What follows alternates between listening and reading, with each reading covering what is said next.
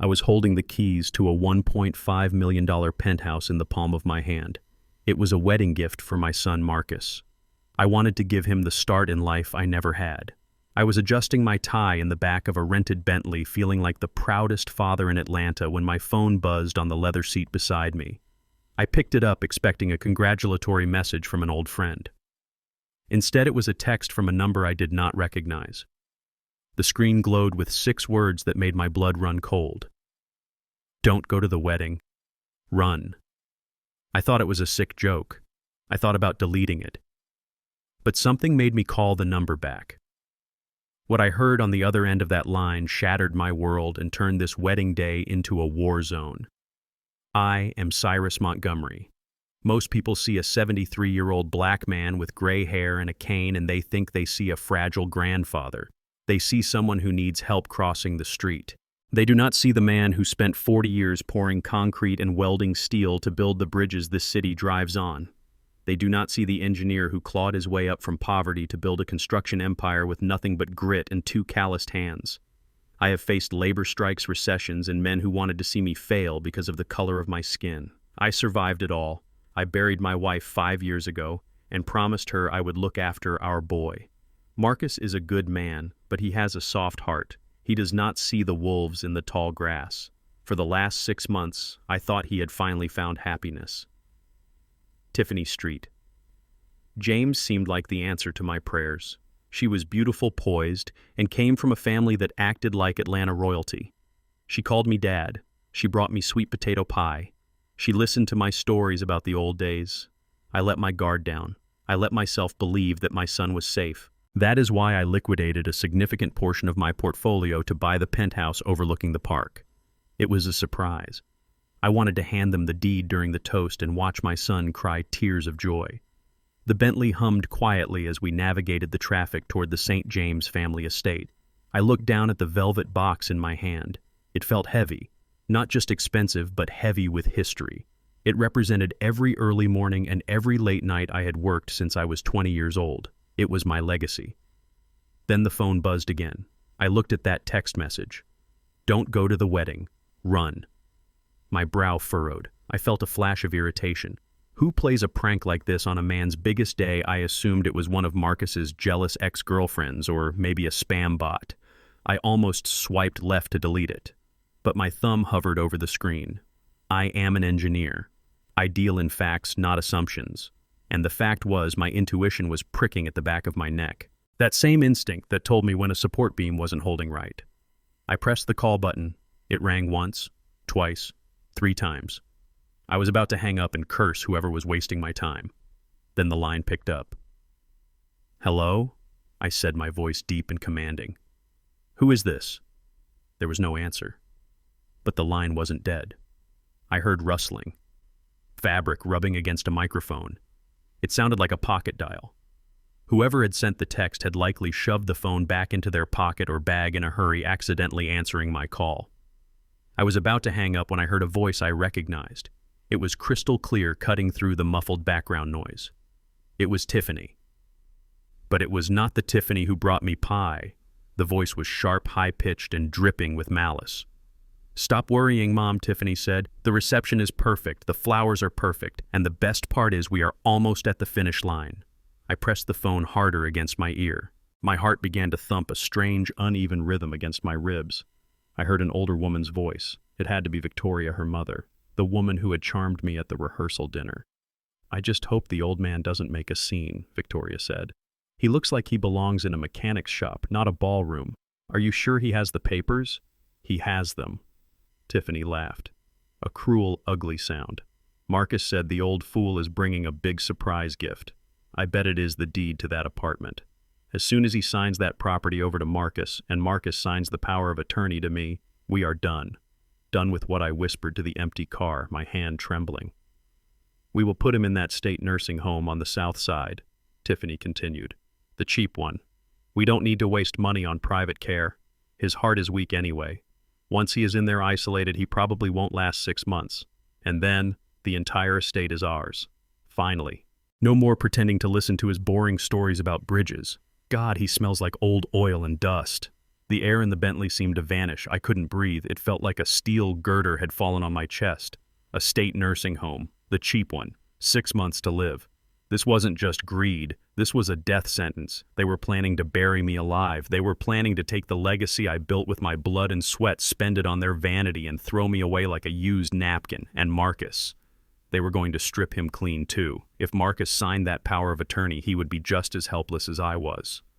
My vision blurred. For a second, I saw red. I wanted to scream. I wanted to tell the driver to turn around. I wanted to storm into that wedding and tear the decorations down with my bare hands. But then the engineer in me took over. If I exploded now, they would say I was crazy. They would use my anger to prove I was mentally unstable. They would say I was senile. They would fast-track that power of attorney. No, I could not fight this with fists. I had to fight this with leverage. I heard the driver's voice from the front seat sounding miles away. "Mr. Montgomery, we have arrived at the estate. Shall I pull up to the front entrance?" I looked out the tinted window. We were at the gates of the St. James mansion. It looked like a castle built on lies and debt. I looked down at the phone. The call had ended. I looked at the velvet box in my hand. A few minutes ago, it was a gift of love. Now it was a weapon. I took a deep breath, forcing the oxygen into my lungs. I smoothed the wrinkles on my suit jacket. I checked my reflection in the rearview mirror.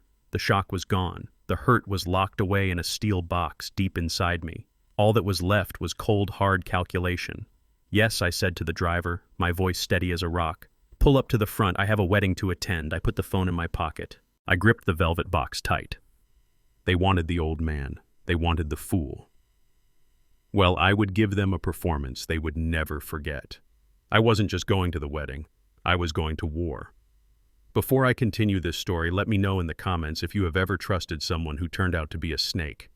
Hit like and subscribe if you want to see how a steel worker handles a gold digger. Because I promise you, by the time the cake is cut, someone is going to be crying, and it won't be me. The St. James estate was a monument to old Southern vanity. As I stepped out of the car, I looked up at the white columns that seemed to hold up the sky. It was the kind of place that was designed to make you feel small, to make you feel like you should enter through the service entrance. But I did not shrink. I adjusted my cuffs. I gripped my cane not because I needed it to walk, but because it was made of solid hickory, and it gave me something to hold on to besides my rage. I walked up the marble steps. The air smelled of magnolias and money. Inside, the ballroom was already filling up. It was a sea of pastel silks and linen suits. I stood at the entrance for a moment, letting my eyes adjust to the crystal chandeliers. I was the only black face in the room. I was used to that. In the 70s, I was often the only black face on the engineering team. I knew how to stand in a room where I wasn't wanted and take up space anyway. Heads turned. The whispers started. They weren't whispering about how handsome the groom's father looked. They were wondering how a man like me, with rough hands and a scar above his left eyebrow, had found his way into their sanctuary. I saw them scanning my tuxedo, looking for a fray, a stain, anything to confirm that I didn't belong. But my tuxedo was custom-made in Italy. It fit my broad shoulders like armor. I kept my chin up and walked straight toward the front row. That was where I was supposed to be. The father of the groom sits in the front row. That is the rule. That is the tradition. But before I could take another step, a shadow blocked my path. It was Victoria, Tiffany's mother. She was a tall woman, thin as a rail, wearing a dress that cost more than my first car. She had a smile plastered on her face, but it didn't reach her eyes. Her eyes were cold, calculating scanners. She looked at me the way a health inspector looks at a dirty kitchen floor. "Cyrus," she said, her voice dripping with fake sweetness. "You made it. We were worried the traffic would be too confusing for you." I looked at her. I didn't smile back. I saved my smiles for people who didn't plan to put me in a state nursing home. "The GPS works fine, Victoria," I said. I was heading to my seat. She let out a small, breathless laugh and placed a hand on my arm. Her fingers were like ice claws. "Oh, actually, there has been a tiny change of plans," she said. "We had to shuffle the seating arrangements at the last minute. You know how it is. Senator Williams decided to attend, and we simply had to accommodate his security detail in the front."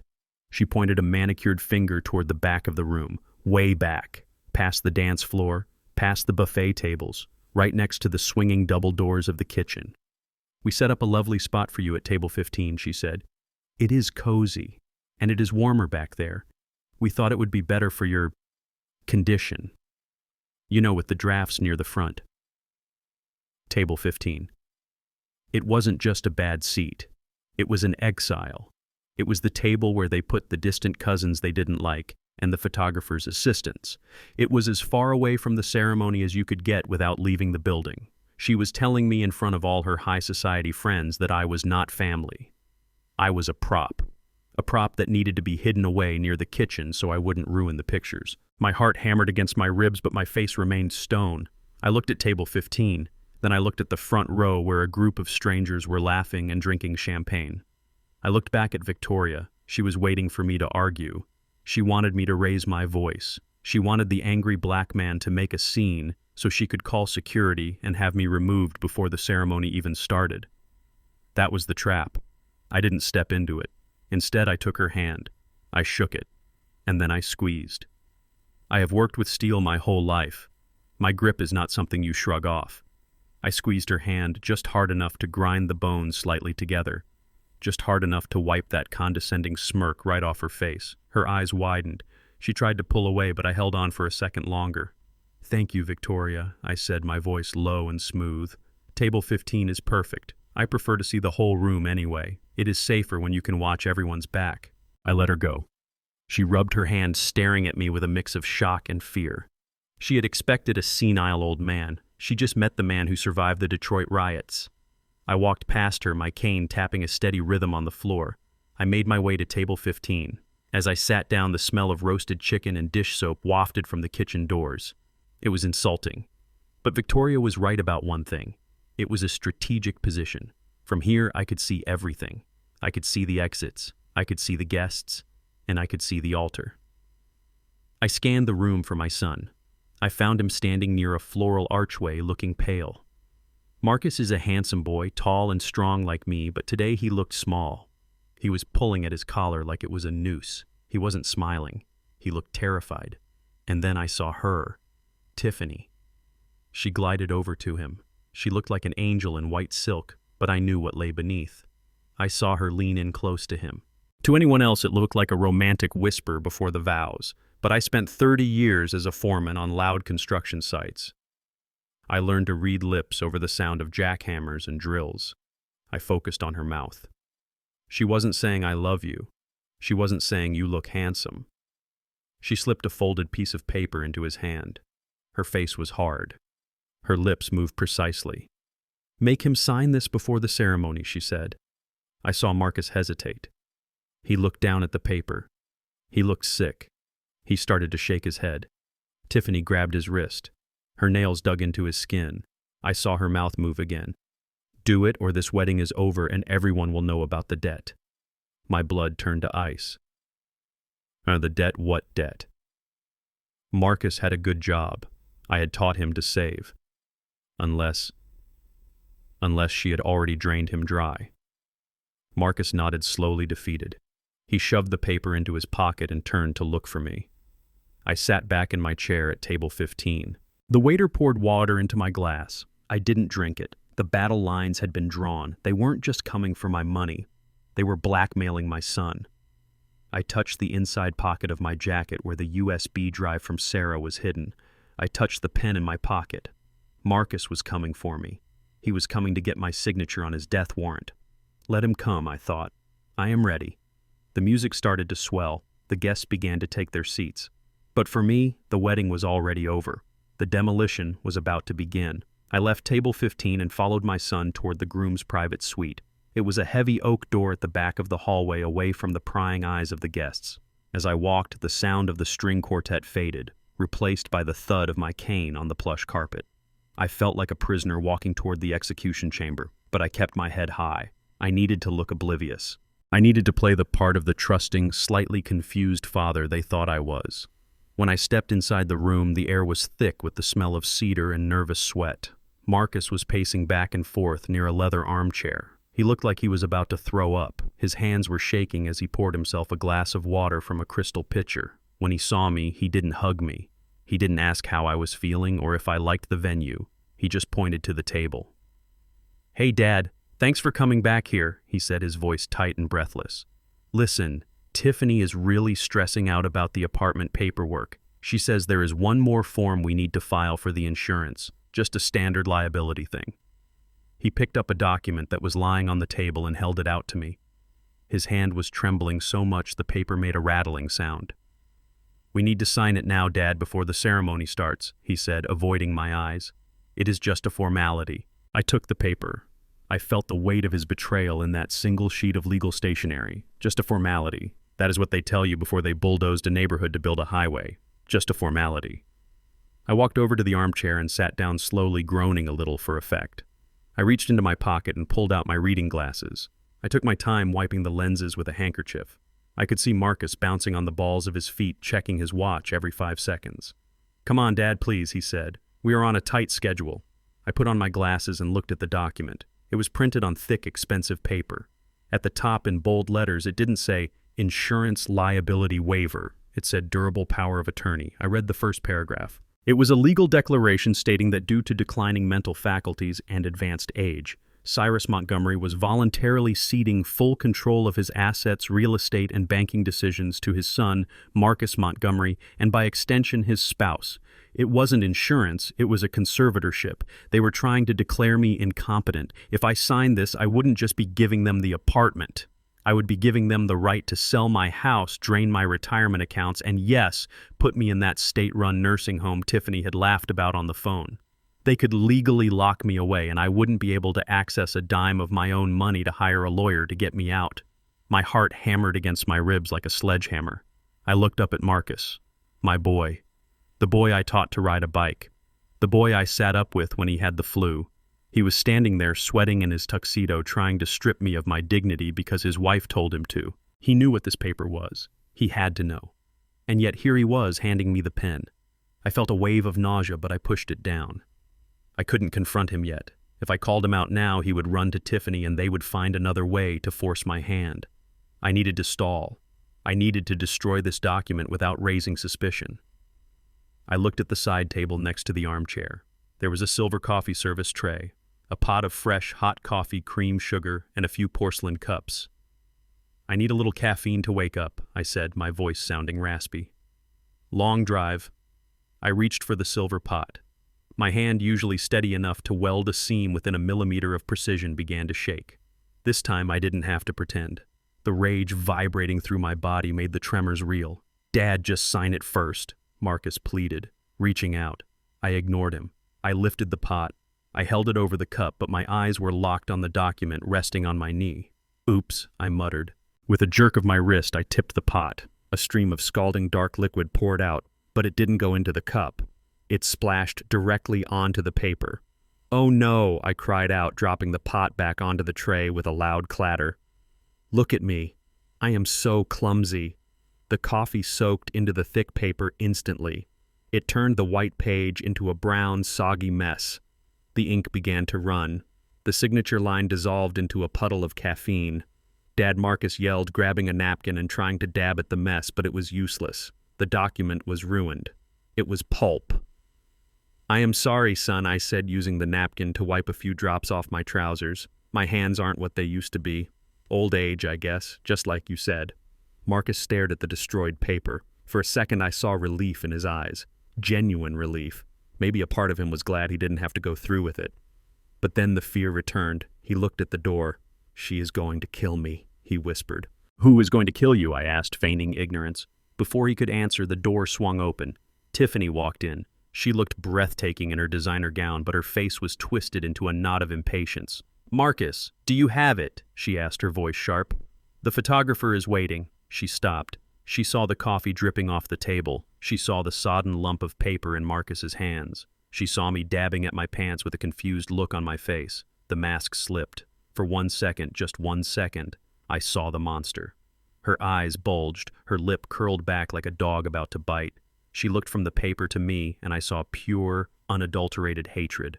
She wanted to scream. She wanted to slap me. I could see her hands balling into fists at her sides. But then she remembered where she was. She remembered the guests outside. She remembered the long game. She took a deep breath, her face smoothed out. The smile returned, but it was tight like a wire pulled to its breaking point. "Oh, Cyrus," she cooed, walking over to me. "You poor thing. Did you have an accident? I spilled the coffee, I said, looking down.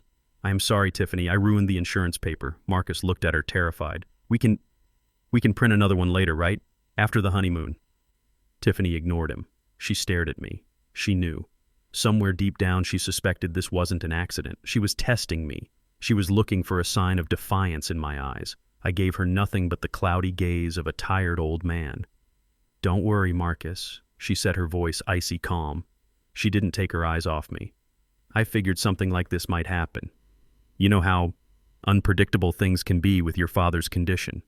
She reached into her small beaded bridal purse. She didn't pull out a lipstick.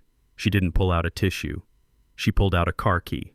Run out to the limo, Marcus, she said, handing him the key. In my travel bag in the side pocket there is a blue folder. I brought a backup copy, just in case. Marcus blinked. You brought two. Always be prepared, sweetheart, she said, smiling that shark smile again. Now go. We have 10 minutes before the music starts. Run. Marcus grabbed the key and bolted out of the room. I sat there frozen. A backup copy.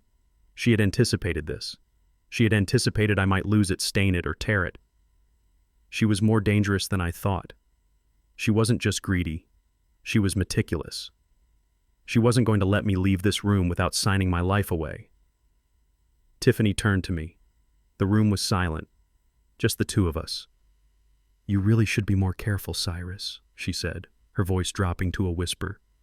We wouldn't want you to have any more accidents, especially once you move into your new home. It can be very lonely there. She wasn't talking about the apartment. She was threatening me. I gripped my cane. The urge to tell her exactly who I was and what I knew was overwhelming, but I couldn't. Not yet. The trap wasn't fully set. I needed Marcus to bring that second paper. I needed them to think they had won. I just smiled, a weak, trembling smile. I will try to do better, Tiffany, I said. She patted my shoulder.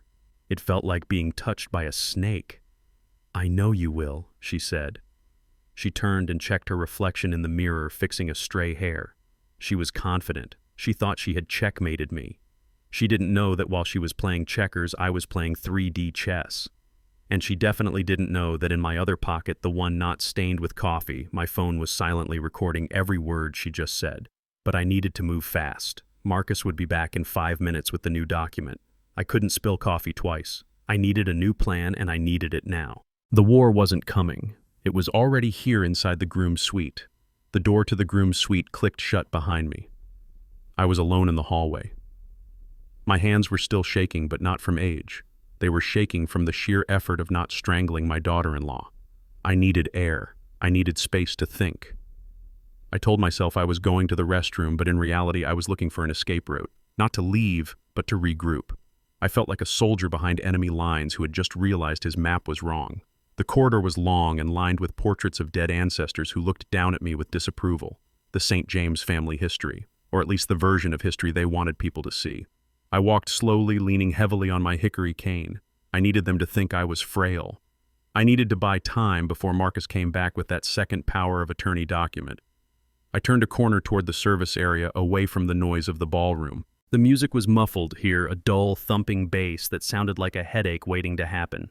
Suddenly, a hand shot out from a recessed alcove.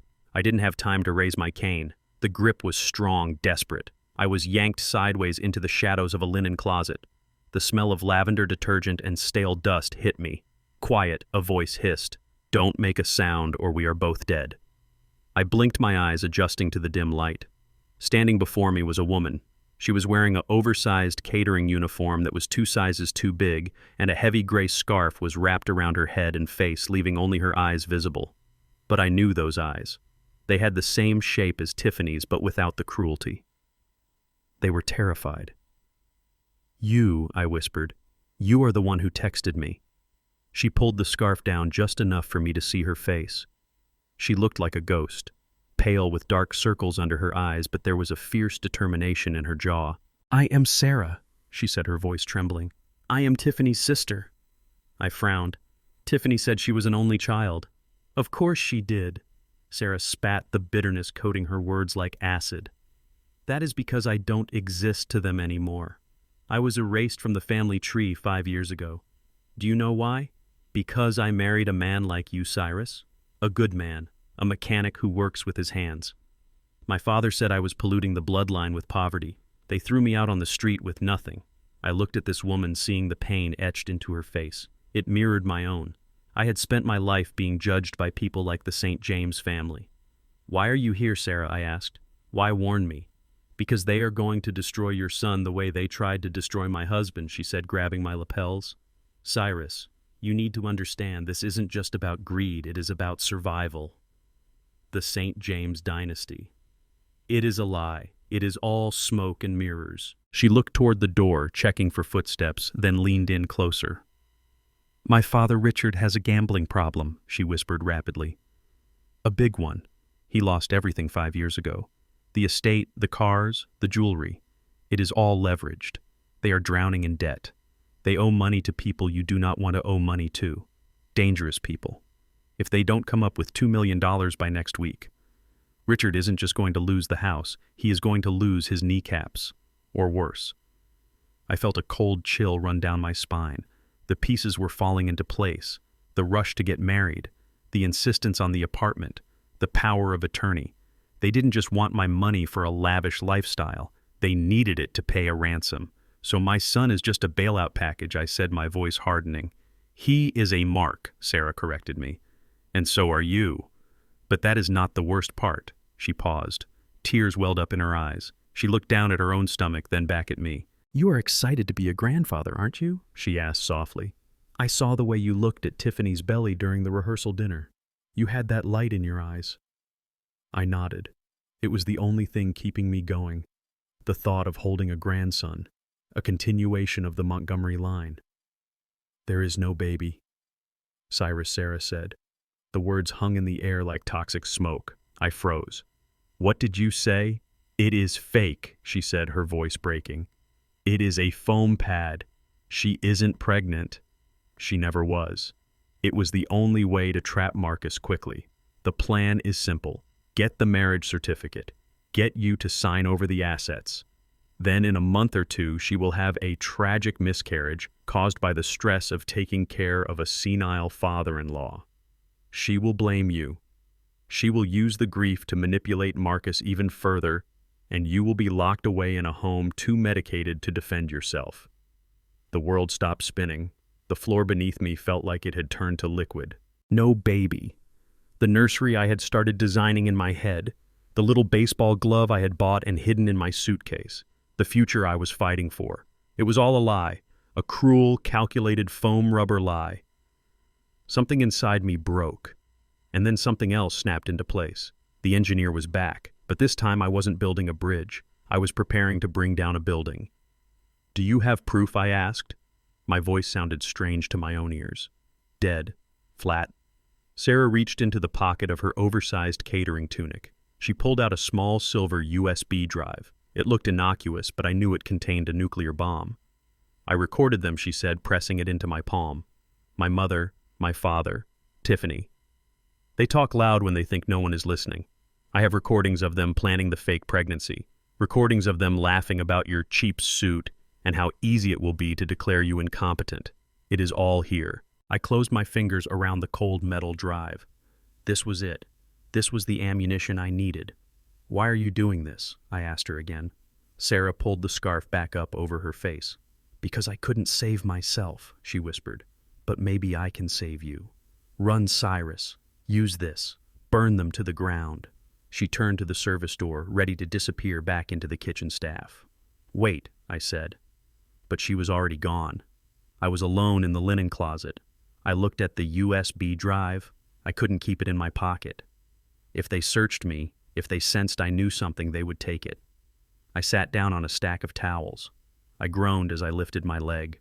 I pulled up my trouser leg and rolled down my black dress sock. I tucked the USB drive against my ankle, feeling the cold metal against my skin. Then I pulled the sock up and smoothed my pant leg. I stood up. I gripped my cane. I felt heavier but stronger. I wasn't just a victim anymore. I was a witness. I reached for the door handle to step back into the hallway. Suddenly I heard heavy footsteps approaching. Not the light click of heels, but the heavy, confident stride of a man who thinks he owns the world. I froze. The footsteps stopped right outside the linen closet. I heard heavy breathing, a match being struck. The smell of an expensive cigar wafted under the crack of the door. Then the door handle turned. I didn't have time to hide. I didn't have time to think. The door swung open. Light flooded into the small space. Standing there, looming over me, was Richard St. James, Tiffany's father. He was a big man, broad-shouldered, with a face that was handsome but flushed with too much bourbon and too much stress. He was wearing a tuxedo that cost more than my first house. He held a lit cigar in one hand, the smoke curling around his fingers. When he saw me, his eyes narrowed. He didn't look surprised. He looked annoyed, like he had found a rat in his pantry. "Well, well," Richard boomed, his voice deep and raspy. "Cyrus Montgomery, hiding in the closet." He took a step inside, forcing me back against the shelves. He towered over me. Up close, I could see the sweat on his upper lip. I could smell the fear beneath the cologne. Sarah was right. This was a desperate man, and desperate men are dangerous. "I wasn't hiding, Richard," I said, keeping my voice steady. "I was looking for the restroom. This place is a maze." Richard took a drag of his cigar and blew the smoke directly into my face. I didn't cough. I didn't blink. "Don't play games with me, Cyrus," he said, his voice dropping to a low growl. "I know you are stalling. Tiffany told me about the coffee accident." "Very clumsy. Accidents happen," I said. Richard stepped closer. He was so close I could see the broken veins in his nose. "Let me give you some advice from one father to another," he said. "Do not become a burden. Sign the papers. Let the kids have their start. You have lived your life. You made your money. Now be a good old man and fade away quietly. Because if you try to make this difficult..." He let the threat hang in the air. He didn't finish the sentence. He didn't have to. I looked up at him. I gripped my cane. I could feel the USB drive against my ankle. I knew his secret. I knew he was broke. I knew he was a fraud, and knowing that gave me a power he couldn't imagine. "I am not trying to be difficult, Richard." I lied, putting on my best senile smile. "I just want what is best for the family." Richard stared at me for a long moment, searching for a crack in my mask. Finally he laughed, a short barking laugh. "Good," he said. "Then get back out there. The ceremony is starting. And Cyrus, yes, don't spill anything else. My patience is not as waterproof as this floor." He turned and walked away, trailing smoke. I watched him go. I took a deep breath, inhaling the lingering cigar smoke mixed with lavender. "You are right, Richard," I whispered to the empty hallway. "I won't spill anything else. I am going to spill the truth, and it is going to drown you all." I stepped out of the closet and began the long walk back to the ballroom. The USB drive burned against my leg. The countdown had begun.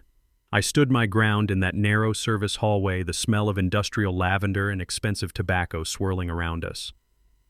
Richard St. James blocked my path like a wall of arrogant flesh.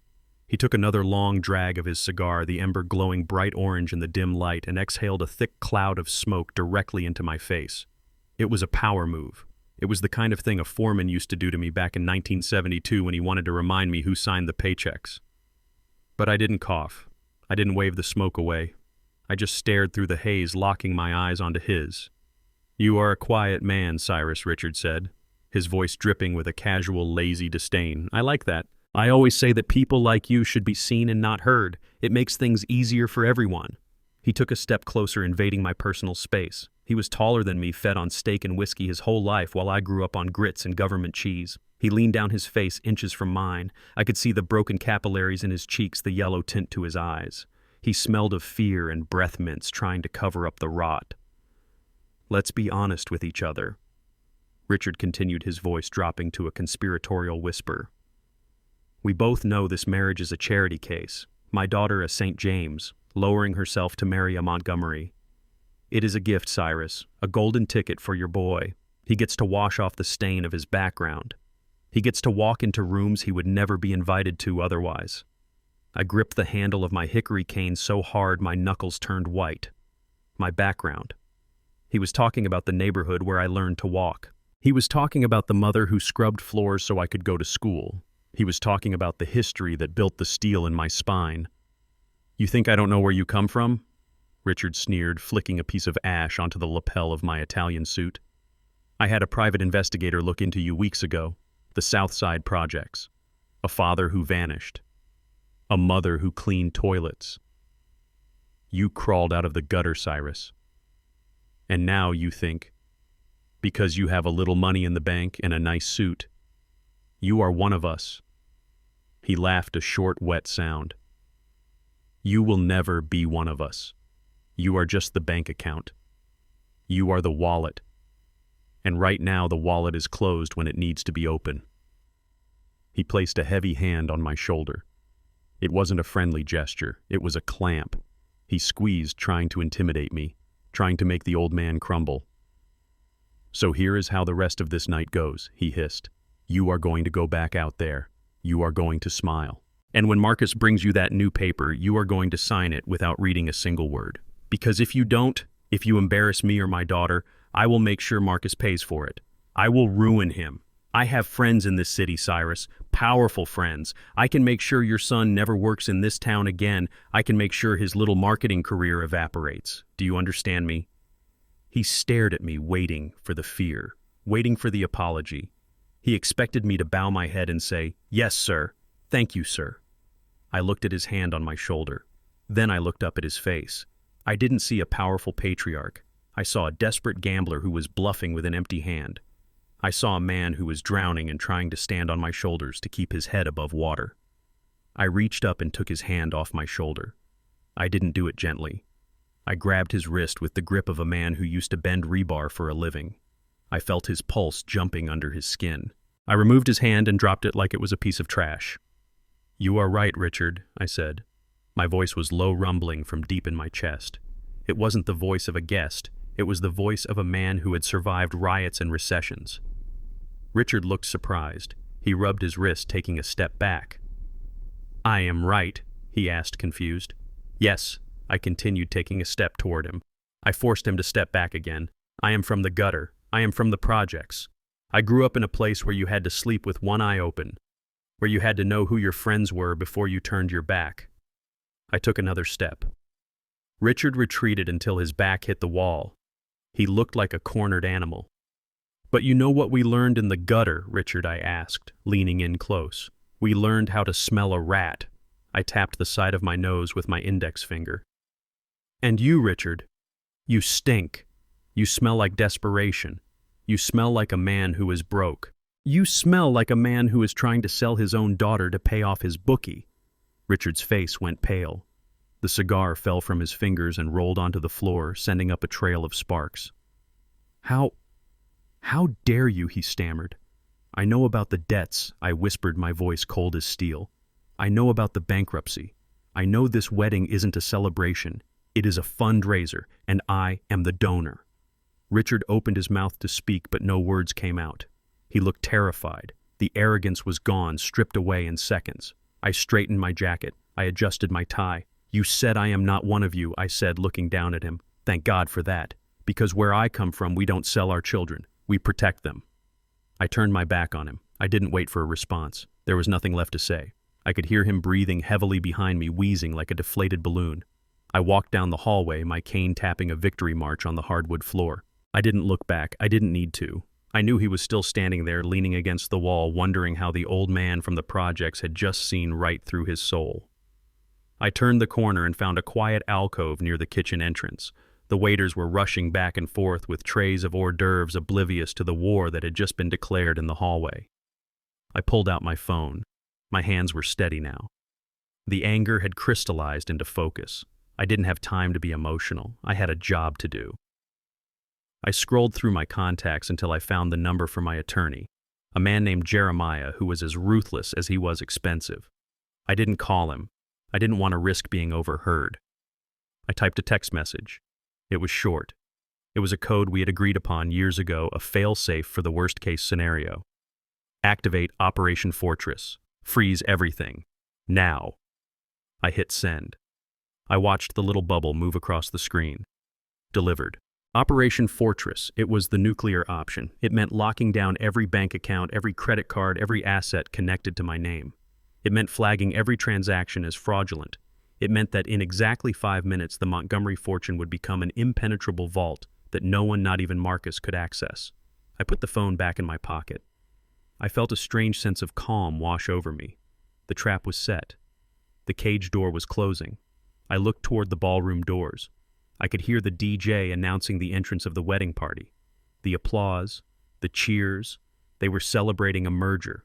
They were celebrating the influx of cash they thought was coming. I adjusted my cuffs. I gripped my cane. Enjoy the applause while you can, Richard, I thought, because the silence is coming, and it is going to be deafening. I pushed open the double doors and stepped back into the light. I walked toward table 15. I sat down. I unfolded my napkin and placed it on my lap. I looked toward the head table where Richard was just taking his seat, looking pale and shaken. He caught my eye. I raised my glass of water in a silent toast. Let the games begin. From table 15, the view was expensive. I sat there, my hands resting on the white tablecloth, and I watched my life savings being consumed in real time. They had put me near the kitchen doors where the waiters rushed in and out with trays of hors d'oeuvres that cost more than a week's groceries. I saw the flowers. They were white orchids, thousands of them, cascading down from the ceiling like a waterfall. I know what orchids cost. I did the math in my head. That floral arrangement alone was worth more than the first car I ever bought. Then there was the wine. I watched a waiter pour a dark red vintage into the glass of a man I didn't know. I recognized the label. It was a French Bordeaux that retailed for $500 a bottle. And they were opening them like they were bottles of soda. Pop, pour, drink, repeat. Every cork that popped sounded like a gunshot to my wallet. But it wasn't just the money. I have never been stingy. If this were a celebration of love, I would have spent every dime I had. I would have built them a castle with my own hands. But this wasn't a celebration. It was a harvest. They were harvesting me. They were drinking my blood and eating my flesh, and they had stuck me in the corner so they wouldn't have to look at the carcass. I took a sip of my ice water. It was the only thing on the table that was free. I looked at Marcus standing at the altar. He looked handsome but lost. He was staring at the floor, probably thinking about the ruined power of attorney document. He didn't know that the wine his guests were guzzling was being charged to a card that was now as useless as a screen door on a submarine. I checked my watch. 5 minutes had passed since I sent the text to my lawyer. Operation Fortress was in full effect. The banking system moves fast when you have the right connections and the right passwords. I didn't have to wait long for the fallout.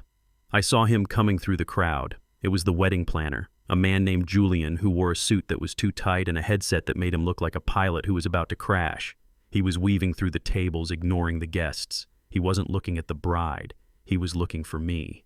His face was pale. He was sweating, real nervous sweat that made his forehead shine under the crystal chandeliers. He reached table 15 and stopped. He looked down at me, panting slightly. "Mr. Montgomery," he whispered, leaning in close so the other guests wouldn't hear. "We have a problem." I looked up at him, slowly putting on my mask of confusion. "A problem, Julian?" I asked. "Is the chicken cold?" "No, sir," he said, his voice trembling. "It is the payment. The venue manager just tried to run the final installment for the catering and the bar tab, plus the last-minute additions Ms. St. James requested this morning, the vintage champagne upgrade and the caviar station." He swallowed hard. "The card was declined, sir." I blinked. I adjusted my glasses. I acted like a man who had never heard that word in his life. "Declined," I repeated. "That is impossible. I have a perfect credit score. I built half the bridges in this state, young man. My money is good. It says code red," Sir Julian stammered. "That means the account has been frozen for suspicious activity. The total outstanding balance for today is $50,000, and that is just the overage. $50,000. In one day. They had spent an extra $50,000 on top of the budget I had already given them. Caviar, vintage champagne. They were trying to bleed me dry before the ink on the marriage license was even dry. I felt a flash of genuine anger, but I pushed it down. This was part of the plan. "Well, that is just ridiculous," I said, fumbling for my wallet with shaking hands. "It must be a computer glitch. You know how technology is. I am sure I can sort this out." I pulled out the black credit card, the same one I had locked via the app 5 minutes ago. I held it out to him. "Try it again," I said. "Maybe the machine is broken." "We tried it 3 times, Mr. Montgomery," Julian said, wiping his brow. "And the backup card on file is also coming back declined. The venue manager is getting very nervous.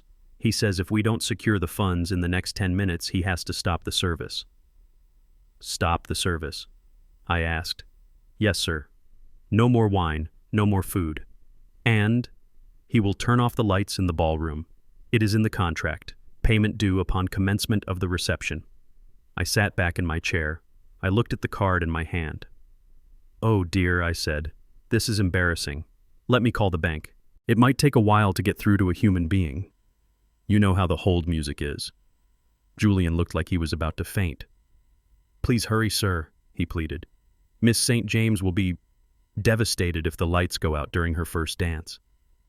I smiled at him, a kind, grandfatherly smile. "Don't worry, Julian. I will handle it." He nodded and scurried away, heading back toward the front of the room to update his team. I watched him go. I didn't call the bank. I didn't dial any number. I just held the phone to my ear and watched. I watched Julian walk up to the side of the stage. Tiffany was standing there next to the officiant, waiting for the signal to begin the vows. She looked radiant. She looked triumphant. She thought she had won. She thought the old man was in the corner, beaten and submissive. Then she saw Julian. She saw the look on his face. I saw her eyes narrow. She made a tiny gesture with her hand, a flick of the wrist, summoning him over. Julian hesitated, then stepped up to the edge of the platform. He whispered something to her. I couldn't hear it, but I didn't need to. I knew exactly what he said. "The card is dead. The money is gone." I saw the color drain from Tiffany's face. It happened instantly. 1 second she was a blushing bride, the next she looked like a statue made of white ash. Her eyes darted toward table 15. She looked at me. I was holding the phone to my ear, looking confused, tapping on the screen. I gave a little helpless shrug. I saw her lips move. She said a word that you definitely don't say in church. She looked at her mother, Victoria, in the front row. She signaled frantically. Victoria looked confused. Tiffany pointed at the wedding planner, then at me, then made a slashing motion across her throat. "Cut it. Fix it." But Victoria couldn't fix it. Nobody could fix it. Because the money wasn't just frozen. It was gone. I had moved the liquid assets into a secure trust for the Cyrus Montgomery Foundation moments before I locked the cards. The wedding planner stepped back, shaking his head. He tapped his watch. He pointed to the back of the room where the venue manager was standing by the breaker panel, his hand hovering near the switches. The countdown had started. Tiffany began to tremble. I saw her grip her bouquet so hard that a few white petals broke off and drifted to the floor. She looked at Marcus. He was oblivious, smiling nervously at the guests. She couldn't tell him. Not yet. If she told him the money was gone, he might panic. He might ask questions. She was trapped. She had to stand there and say, "I do," while knowing that in 10 minutes the lights were going to go out and she would be standing in the dark with a $50,000 bill she couldn't pay. I took a sip of my water. It tasted sweet. This was the financial trap, and she had walked right into it with her eyes wide open, blinded by her own greed. I put the phone down on the table. I didn't make the call. Let them sweat, I thought. Let them feel what it's like to have the ground crumble beneath their feet. I looked at Richard, the father of the bride. He was busy laughing with a senator puffing on another cigar he probably couldn't afford. He had no idea that the check he was mentally writing to his bookie was about to bounce so hard it would knock his teeth out. The music swelled.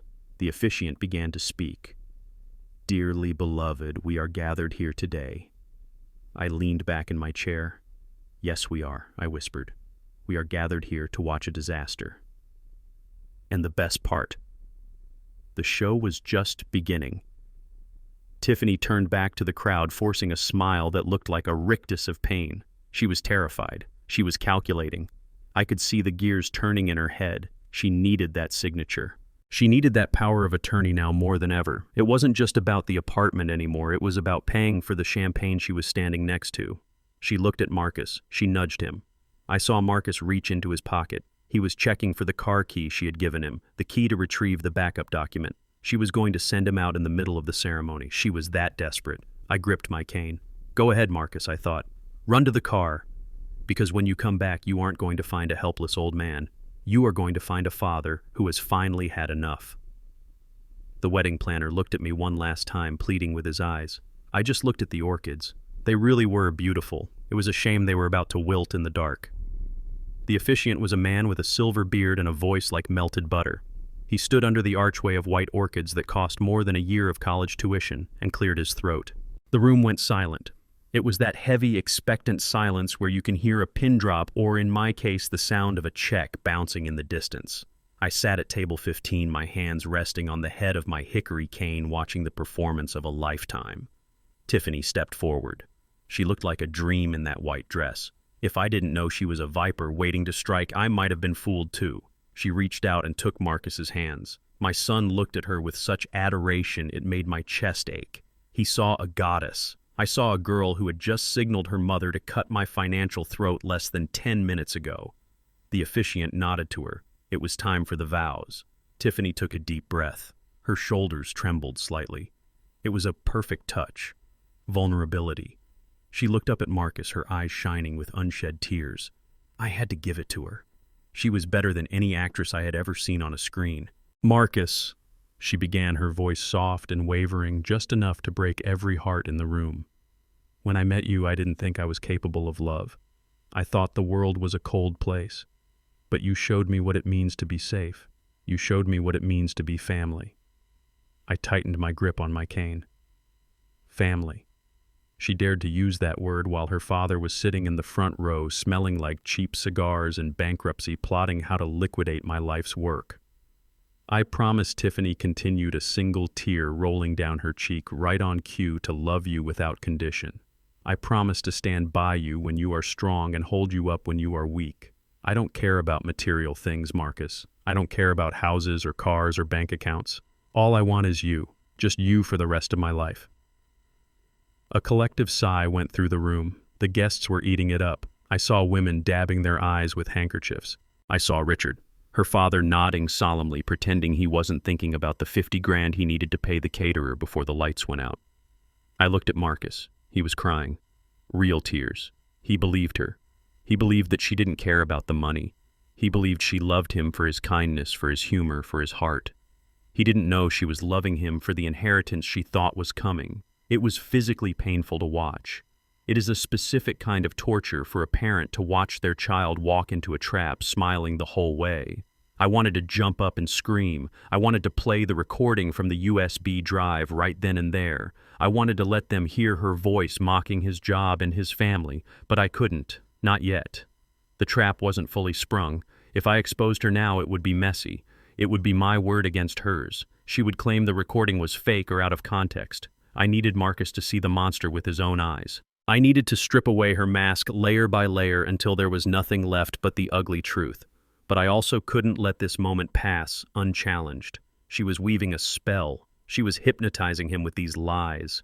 I needed to break her rhythm. I needed to remind her that I was still here watching and that I wasn't the helpless old fool she thought I was. Marcus began to speak. He pulled a piece of paper from his pocket. His hands were shaking. Tiffany, he choked out, you are my everything. I never thought someone like you could love someone like me. I promise to give you everything I have. Every dream, every hope, every... He paused to wipe his eyes. The room was thick with emotion. The officiant smiled benevolently. Tiffany gazed at him with that predatory sweetness. It was the perfect moment, the sacred climax of the ceremony, and that is exactly when I decided to strike. I didn't pull a weapon. I didn't shout an objection. I used the one weapon society gives to old men that nobody questions. I used my own perceived frailty. I pushed my heavy wooden chair back. In the silence of the room, the sound was like a thunderclap. The legs of the chair scraped against the hardwood floor with a loud, jarring screech that went on for 3 full seconds. Screech! Heads snapped toward the back of the room. The officiant stopped smiling. Marcus froze mid-sentence. Tiffany's eyes darted toward me, her mask slipping for a fraction of a second. I stood up slowly. I made a show of groaning, clutching my lower back. I knocked my cane against the table, making the silverware rattle loudly. Clang, clang. Everyone was staring at me, the father of the groom interrupting the vows. I looked around the room, feigning confusion. Then I looked directly at the officiant, raising my voice just loud enough to be heard by everyone, including the people in the back row. "Excuse me," I announced, my voice cracking slightly. Nature calls. When you get to be my age, the bladder doesn't wait for true love. I saw a ripple of shock go through the crowd. A few people gasped. Someone giggled nervously. It was crude. It was inappropriate. It was exactly what a senile, out-of-touch old man would do. I saw Tiffany's face tighten. Her perfect moment was ruined. The spell was broken. She wasn't the center of the universe anymore. She was just a bride standing awkwardly at the altar while her father-in-law announced he had to pee. I saw her jaw clench. She glared at me. It wasn't a look of concern. It was a look of pure, unadulterated rage. She wanted to scream at me to sit down and shut up, but she couldn't. She had to play the loving daughter-in-law. "Oh," she said, her voice strained and tight. "Of course, Dad. Do you need help?" No. I waved my hand dismissively, starting to shuffle toward the side exit. "I know the way. You two just carry on. Don't mind me. Pretend I am not even here." I began the long walk to the door. Tap, step, tap, step. I moved as slowly as I possibly could. Every tap of my cane was a hammer blow to her patience. I could feel her eyes burning holes in my back. She was losing control. She was wondering if I was doing this on purpose. She was wondering if I was mocking her. And the best part? She was terrified that while I was out there, I might run into the venue manager. The manager who was currently looking for $50,000. I stopped at the double doors. I turned back one last time. Marcus looked embarrassed. He looked apologetic. "Sorry, Dad," he mouthed. I looked at Tiffany. She was breathing hard. Her chest was heaving. The tears were gone. The vulnerability was gone. She looked like a bomb that was ticking down to 0. I gave her a little wave. "Don't wait for me," I called out cheerfully. I pushed the doors open and stepped out into the hallway. As soon as the doors closed behind me, I straightened my back. The shuffle disappeared. The senile fog lifted from my eyes. I walked briskly toward the manager's office. I didn't need to use the restroom. I needed to make sure the next phase of Operation Fortress was in place. Disrupting the vows was just a jab, a way to throw her off balance. Now it was time for the uppercut. I checked my phone. A text from my lawyer. Assets frozen. Liens placed on St. James Estate. We are ready to foreclose on their house the moment the bank opens tomorrow. I smiled. Back in the ballroom, they were probably exchanging rings. Tiffany was probably sliding a band of gold onto my son's finger, thinking she had just locked down a fortune. She didn't know that the only thing she was locking down was her own destruction. I waited in the hallway for exactly 3 minutes. Just enough time for them to finish the mumbled, rushed conclusion of their vows. I wanted to be there when they walked down the aisle. I wanted to be the first face she saw when she thought she had crossed the finish line. Because the finish line wasn't the altar. The finish line was the reception, and I had a toast prepared that was going to burn harder than any whiskey in that bar. I adjusted my tie. I took a deep breath. "Okay, Cyrus," I whispered to myself. "Time to go back in and congratulate the happy couple." I opened the doors again. The timing was perfect. The music had just swelled. They were turning to face the crowd. Mr. and Mrs. Montgomery, the officiant, announced. The crowd cheered. Tiffany threw her head back and laughed a triumphant, victorious sound. She raised her bouquet in the air. Then she saw me standing at the back of the room. I wasn't clapping. I was tapping my watch. Tick-tock, Tiffany. Tick-tock. The reception hall had transformed into a theater of gluttony. From my exile at table 15, I watched them eat. It was grotesque. The waiters brought out silver platters piled high with lobster tails and steaks the size of bricks. I saw people I had never met, people who didn't know my son's middle name, tearing into the food like a pack of starving wolves. They were devouring my retirement. They were chewing on the steel beams of the bridges I had built. Every bite they took was charged to a credit card that was already dead, but they didn't know it yet. The venue manager was standing by the kitchen door, his face pale, checking his watch every 30 seconds. He was giving them a grace period. Maybe he hoped a miracle would happen. Maybe he hoped I would pull a briefcase full of cash out of my pocket. He didn't know that the only thing in my pocket was a USB drive that was going to burn this whole fantasy to the ground. I took a sip of my tap water. I watched Richard, the father of the bride, holding court at the head table. He had a lobster tail in one hand and a glass of that $500 Bordeaux in the other. He was laughing, his face flushed and shiny with grease. He looked like a king of a kingdom built on quicksand. He had no idea that in less than an hour, he wouldn't be able to pay for the valet to bring his car around. The irony was suffocating.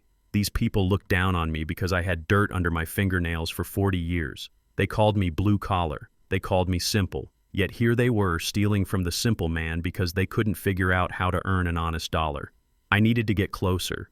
I needed to see the whites of their eyes. I needed to know if my son was enjoying his last meal as a free man.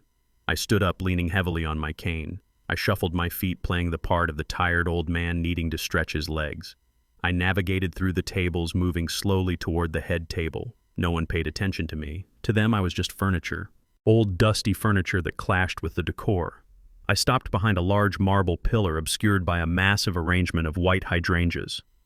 I was only 5 feet away from where Marcus and Tiffany were sitting. They weren't eating. Tiffany was whispering furiously, her hand gripping Marcus's forearm so hard her knuckles were white. She wasn't looking at him with love anymore. She was looking at him with panic. "Marcus," she hissed. "The planner just told me the card was declined again. We have to fix this. My father cannot know. If my father finds out we can't pay for the reception, it will kill him. His heart. Marcus. Think of his heart."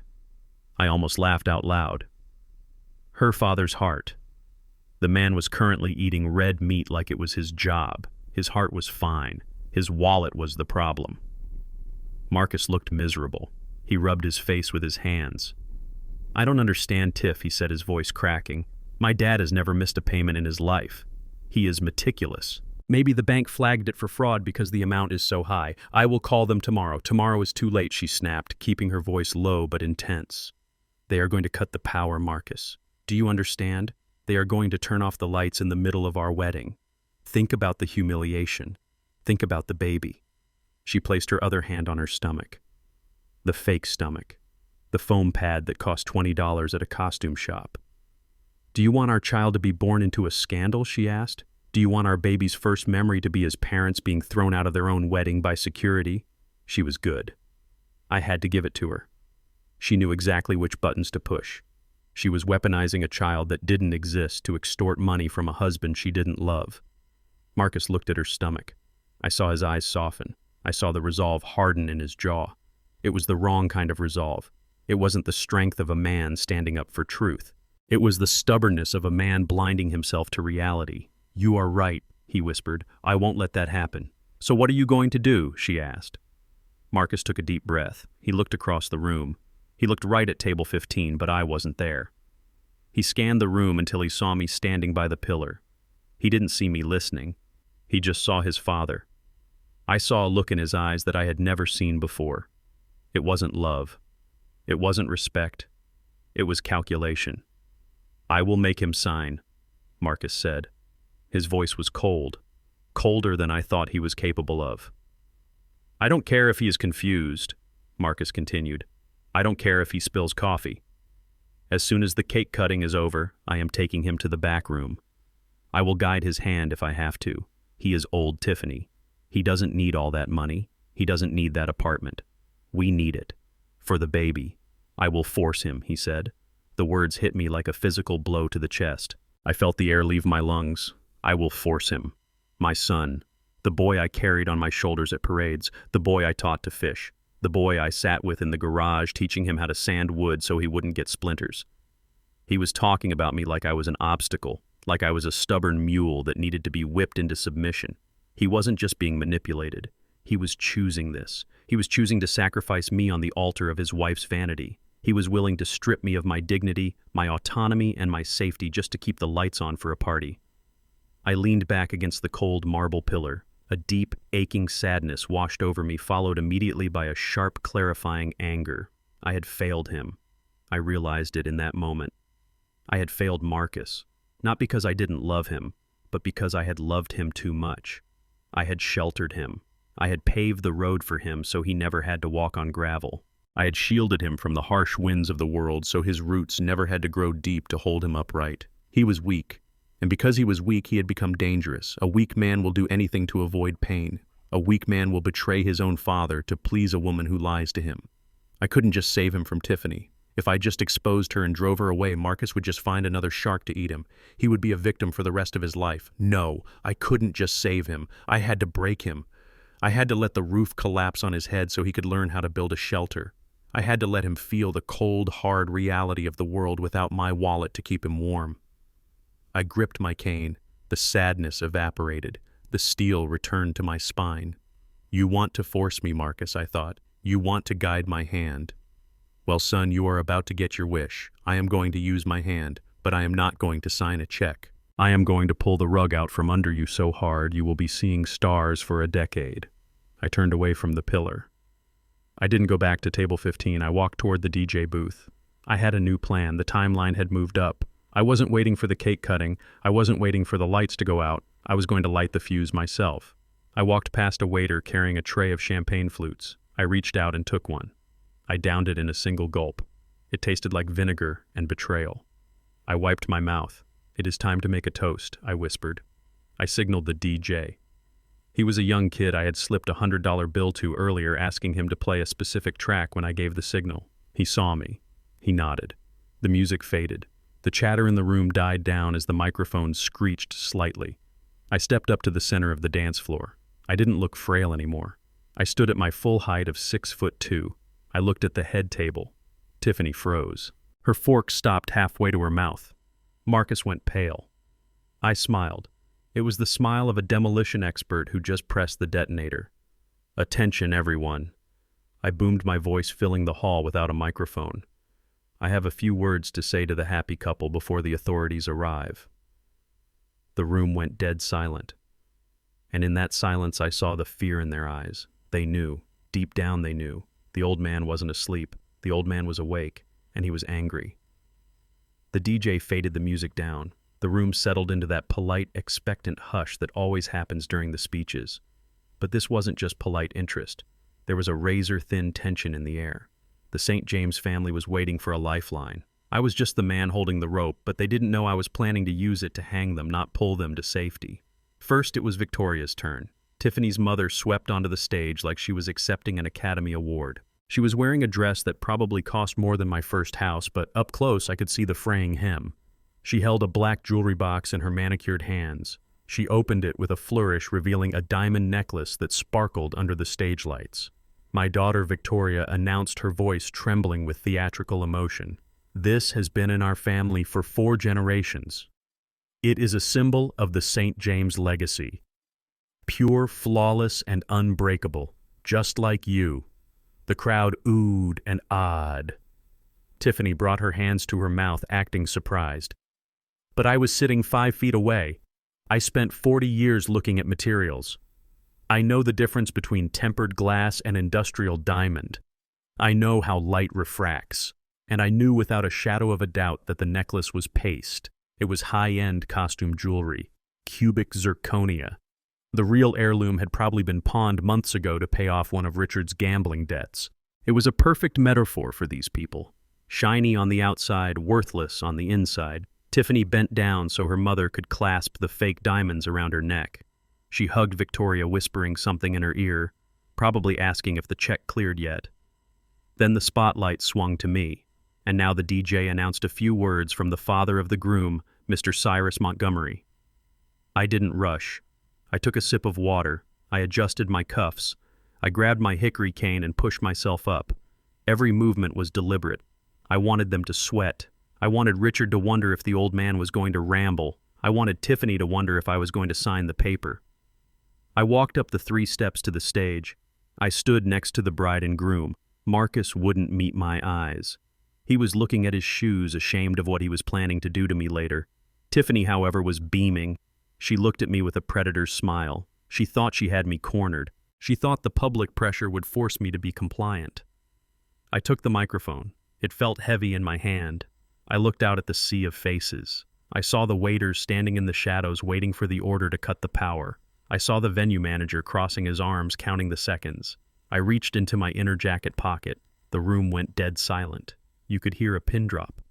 I pulled out a velvet box. It was identical to the one I had held in the car. Tiffany's eyes locked onto that box. Her pupils dilated. She practically licked her lips. She knew what was inside. She knew it was the key to the penthouse, the key to her freedom from debt, the key to her victory. I cleared my throat. "My son," I began, my voice deep and steady. "Marcus, I remember the day you were born. I remember holding you in my hands, looking at your tiny fingers and promising your mother that I would give you the world. I promised that you would never have to struggle the way I did. I promised that you would always have a roof over your head that you could be proud of." Marcus looked up. His eyes were wet. He was listening to the father he loved, not the obstacle he had been told to remove. "And you, Tiffany," I said, turning to her. She straightened her spine, projecting the image of the perfect daughter-in-law. "Yes, Dad," she said softly. "I have watched you closely these past few months," I continued. "I have listened to you. And tonight, hearing your vows, I was deeply moved. You stood right here and told the world that you don't care about material things. You said that money, houses, and cars mean nothing to you compared to the love you have for my son." Tiffany's smile faltered for a fraction of a second. She nodded slowly. "Yes, that is true," she whispered. "That touched my heart," I said. "Because in this day and age it is rare to find young people who value character over cash. It is rare to find a woman who isn't looking for a payout." I paused. I let that hang in the air. I saw Richard shift in his seat. He didn't like where this was going, so I held up the velvet box. I had bought a gift, a wedding gift that I thought would be perfect for you. I bought the penthouse apartment at the Millennium Tower. A collective gasp ripped through the room. The Millennium Tower. The most exclusive address in Atlanta. $1.5 million. I saw Tiffany's knees actually buckle. She grabbed Marcus's arm to steady herself. Her face lit up with a greed so raw it was almost blinding. Richard fist-pumped under the table. They had done it. They had secured the bag. The $50,000 debt for the wedding was nothing compared to a $1 million asset they could leverage tomorrow morning. For a solid 10 seconds, I let them have it. I let them taste the victory. I let them imagine the view from the balcony. I let them imagine selling it to pay off the loan sharks. $1.5 million, I repeated. 4 bedrooms. Marble floors, a view of the entire city. Tiffany was crying now. Tears of joy, tears of relief. "Oh, Dad," she sobbed. "Thank you. We don't know what to say." But I cut in. The word cracked like a whip. Silence returned. Instant. Absolute. "But then I remembered your vows, Tiffany," I said, my voice dropping an octave. "I remembered how passionate you were about not caring for material wealth. And I realized that giving you a luxury apartment would be an insult to your values. It would be corrupting the purity of your love." Tiffany's mouth opened, but no sound came out. She looked like a fish on a hook. I realized that a couple as spiritual and grounded as you two would want to start your life with a clean slate, not burdened by the trappings of excessive wealth. I preached channeling the energy of every Sunday sermon I had ever heard. So this morning, right before I came here, I made a phone call. I opened the velvet box. It was empty. There was no key. The crowd murmured. Confusion rippled through the hall. "I took the liberty of doing something that I knew would make you proud," I said, smiling benignly. "I transferred the deed of the penthouse in its entirety to the St. Jude's Home for Orphans. The silence that followed wasn't just quiet. It was a vacuum. It sucked the air out of the room. I saw the blood drain from Tiffany's face so fast I thought she was going to faint for real. She turned gray. Her eyes bulged out of her head. The orphans," she squeaked. "Yes," I beamed. "It is a tax-deductible donation in your names, Mr. and Mrs. Marcus Montgomery. You are now the proud sponsors of a new wing for underprivileged children. Think of the blessings that will bring to your marriage. Think of how good you will feel knowing that instead of living in luxury, you gave a home to 50 children who had nothing." I looked at Richard. He had dropped his fork. His mouth was hanging open. He looked like he was having a stroke. The asset was gone. The collateral was gone. The money he needed to stay alive had just been given to a charity. But Dad, Marcus stammered, looking at the empty box. We need a place to live." "Oh, don't worry, son," I said, clapping him on the shoulder. "You are young. You are strong. You have your job. And Tiffany has her family's estate. I am sure Richard would love to have you two stay with him until you save up for a starter home." "Right, Richard?" I pointed the microphone at Richard. He couldn't speak. He was turning a shade of purple that matched the eggplant napkins. He couldn't say no because he was supposed to be a billionaire. He couldn't say yes because he knew his house was about to be foreclosed on. I turned back to Tiffany. She was shaking. She was staring at the empty box like it was a coffin. "You look shocked, dear," I said kindly. "Is it too much? I know it is a grand gesture, but you deserve it. You are the one who taught me that love is more important than money." I closed the box with a loud snap. "So, congratulations," I said into the microphone. "To the happy couple. May you be as rich in love as you are poor in assets." I lowered the microphone. The room was paralyzed. No one knew whether to clap or cry. A few people started a slow, confused applause, thinking it was a noble gesture. But Tiffany knew. She looked at me. The mask was gone completely now. There was no daughter-in-law left. There was only a desperate, ruined woman looking at the architect of her destruction. "You," she whispered. "You old." I leaned in close so only she and Marcus could hear. "I am just getting started, Tiffany," I whispered. Then I turned and walked off the stage. As I walked back to table 15, I felt 20 years younger. I didn't need the cane. I heard the murmur of the crowd growing louder behind me. I heard Tiffany sobbing a raw, ugly sound of panic. But I wasn't done. The financial rug pull was just the opening act. Now that they were unbalanced, now that they were terrified, it was time to drop the real bomb. I sat down at my table. The venue manager was walking toward the stage again. He looked angry. The 10 minutes were up. I checked my watch. 3, 2, 1. The overhead lights in the ballroom flickered. Then, with a deep electronic hum, they went out. Pitch black. The room erupted in screams. I sat in the dark and smiled. Happy wedding day, I thought. The applause that followed my announcement was scattered and confused. It was the sound of people clapping because they thought they were supposed to not, because they understood what had just happened. A few of the older guests, the ones who actually volunteered at charities, were nodding with genuine approval. They thought I was a saint. They thought I was teaching a masterclass in philanthropy. But the people at the head table, they knew exactly what I was doing. I was teaching a masterclass in pain. I stood there on the stage, the empty velvet box still open in my hand, and watched the blood drain out of the St. James family in real time. It was fascinating. I have watched buildings implode. I have watched controlled demolitions where a 10-story structure collapses into its own footprint in seconds. This was exactly like that. The foundation had been cut, and gravity was taking over. Tiffany's smile didn't just fade. It vanished like a light bulb blowing out. Her mouth hung open, a perfect circle of horror. Her eyes darted from the empty box to my face, searching for the punchline. She was waiting for me to laugh. She was waiting for me to say, "Just kidding," and pull the real key out of my pocket. She was waiting for the salvation that she felt entitled to. But I didn't laugh. I just looked at her with a calm, benevolent expression. The kind of look a pastor gives a sinner who doesn't know they are already halfway to hell. Richard, her father, was the first to react physically. He stood up so fast his chair tipped over backward and crashed onto the floor. The sound echoed through the silent room like a gunshot. He gripped the edge of the table with both hands, his knuckles white. He looked like a man who had just watched a lifeboat leave without him.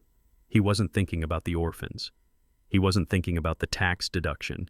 He was thinking about the people he owed money to. He was thinking about the $2 million in debt that he had planned to service using the equity from that penthouse. I saw him mouth the word no. Just once. A silent plea to a universe that had finally stopped listening to his lies. Then Marcus spoke up. "My son. My poor, foolish son." He stepped forward, his hands trembling. He looked at the empty box, then at me with an expression of pure betrayal. It hurt to see it. It really did. But sometimes you have to break a bone to reset it properly. "Dad," Marcus stammered, his voice pitching up high like it used to when he was a teenager caught sneaking out. "Dad, what are you saying? You can't be serious." I turned to him, keeping my voice low and steady, amplified by the microphone so every whisper felt like a shout. "I am very serious, son. I signed the papers this morning. The deed is transferred. The St. Jude's home is already planning the renovations." "Isn't that wonderful?" "No," Marcus blurted out. The word ripped out of him before he could stop it. The guests gasped. "It is not wonderful, Dad. That is our house. You bought it for us." I shook my head slowly, looking at him with deep disappointment. "Correction, Marcus," I said, my tone shifting from warm to steel. "It was my house. I bought it with my money, and I decided to give it to someone who needs it." "But you promised," Marcus cried, stepping closer. He looked like a child who had been denied a toy, not a grown man starting a marriage. "We made plans, Dad. We have furniture picked out. We need that space." I looked him dead in the eye. Need I repeated the word, letting it hang in the air. "You need a 4-bedroom penthouse with a skyline view."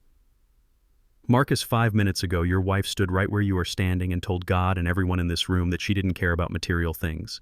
She said all she wanted was you." I turned to Tiffany, who was now trembling so hard her veil was shaking. "Was that a lie, Tiffany?" I asked softly. "Were you lying to Marcus? Were you lying to the church?" The trap snapped shut. She couldn't say yes. If she said yes, she admitted she was a gold digger in front of 150 witnesses. She had to play the game I had set up for her. She had to swallow the poison she had brewed. No, she choked out. Her voice sounded like she was swallowing glass. No, of course not. I don't care about the house. She looked like she was going to vomit. See, son, I said, clapping Marcus on the back. She is a saint. You don't need a penthouse. You have love, and love is free. Marcus looked at Tiffany, expecting her to fight for him, expecting her to fix this. But she was paralyzed. He looked back at me desperate. But where are we going to live? He whispered. Our lease is up next week. We didn't renew it because we thought... I smiled. I reached into my other pocket. Oh, don't worry, I said, raising my voice again so the crowd could hear. I didn't forget about you entirely. I am not a cruel man. I know you need a honeymoon. You need time to celebrate this unique union. I pulled out an envelope. It wasn't thick. It wasn't velvety. It was a standard white business envelope. Hope flared in Tiffany's eyes again. I saw it. The desperation. Maybe it was a check. Maybe it was a voucher for a luxury resort. She took a step forward, her hands reaching out instinctively. I handed the envelope to Marcus. Open it, I encouraged him. Marcus tore open the envelope. He pulled out 2 thin pieces of paper. He stared at them. He frowned. Plane tickets, he asked. Yes, I said. 2 one-way tickets to Florida. Economy class, middle seats. I know you are tall, son, but it is only a 2-hour flight. You can manage. Florida. Tiffany whispered, her voice trembling with rage. Why Florida? Because the weather is nice, I said cheerfully, and because that is as far as my generosity goes today. I leaned in closer to the microphone. However, I added, dropping the hammer. Please note that these are just the flight tickets. I did not book a hotel. I did not provide a per diem. Since you two are so independent, and since you value struggle and authenticity so much, I figured you would want the satisfaction of paying for your own accommodation. I looked at the crowd. Let's give them a round of applause for their independence, I shouted. The crowd clapped tentatively. They were confused. A penthouse versus coach tickets. It was a brutal downgrade, but I wasn't looking at the crowd. I was looking at Tiffany. The pressure was too much. The debt, the humiliation, the ruined plans, the fake baby, the fake love. It all collided inside her head at once. The mask didn't just slip, it shattered. She snapped. She didn't cry. She didn't faint. She exploded. You old bastard, she screamed. The sound tore through the room, silencing the polite applause instantly. Tiffany lunged at me. She actually lunged. If Marcus hadn't grabbed her arm, she might have clawed my eyes out. Her face was twisted into a mask of pure ugly hatred. The veins in her neck were bulging. You did this on purpose, she shrieked, her voice cracking. You knew we needed that house. How are we supposed to live? How are we supposed to pay for everything? She waved her hand frantically at the room, at the flowers, at her dress. Tiffany, Marcus yelled, trying to hold her back. Stop it. Everyone is watching. I don't care, she screamed, shoving him away. Look at him, Marcus. Look at your father. He is mocking us. She pointed a shaking finger at me. You are senile, she yelled. That is what you are. You are a crazy, senile old man who has lost his mind. You have no right to give away our property. That was ours. You promised it. You can't just change your mind because you are having a dementia episode. The room gasped. Senile. Dementia. She had said the quiet part out loud. She had used the weapon she planned to use in court, but she had used it too early and in the wrong context. I stood perfectly still. I didn't flinch. I let her insults wash over me. I let everyone see her true colors. I let them see the entitlement, the rage, the disrespect. I looked at Richard. He was sitting with his head in his hands. He knew it was over. The scene was causing a commotion. Waiters were stopping. Guests were standing up. You are ruining my life. Tiffany screamed, tears of rage streaming down her face.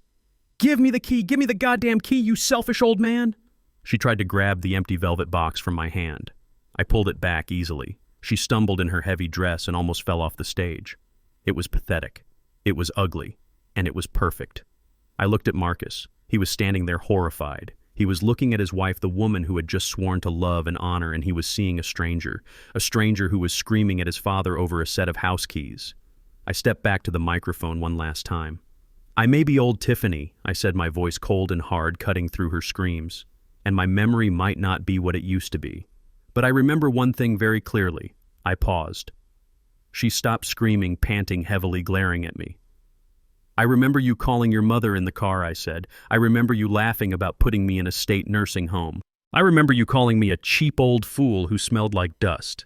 Tiffany froze, her eyes widened.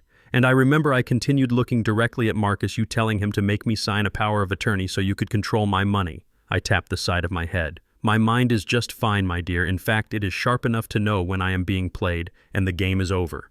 I dropped the microphone. It hit the floor with a loud thud. I turned and walked away.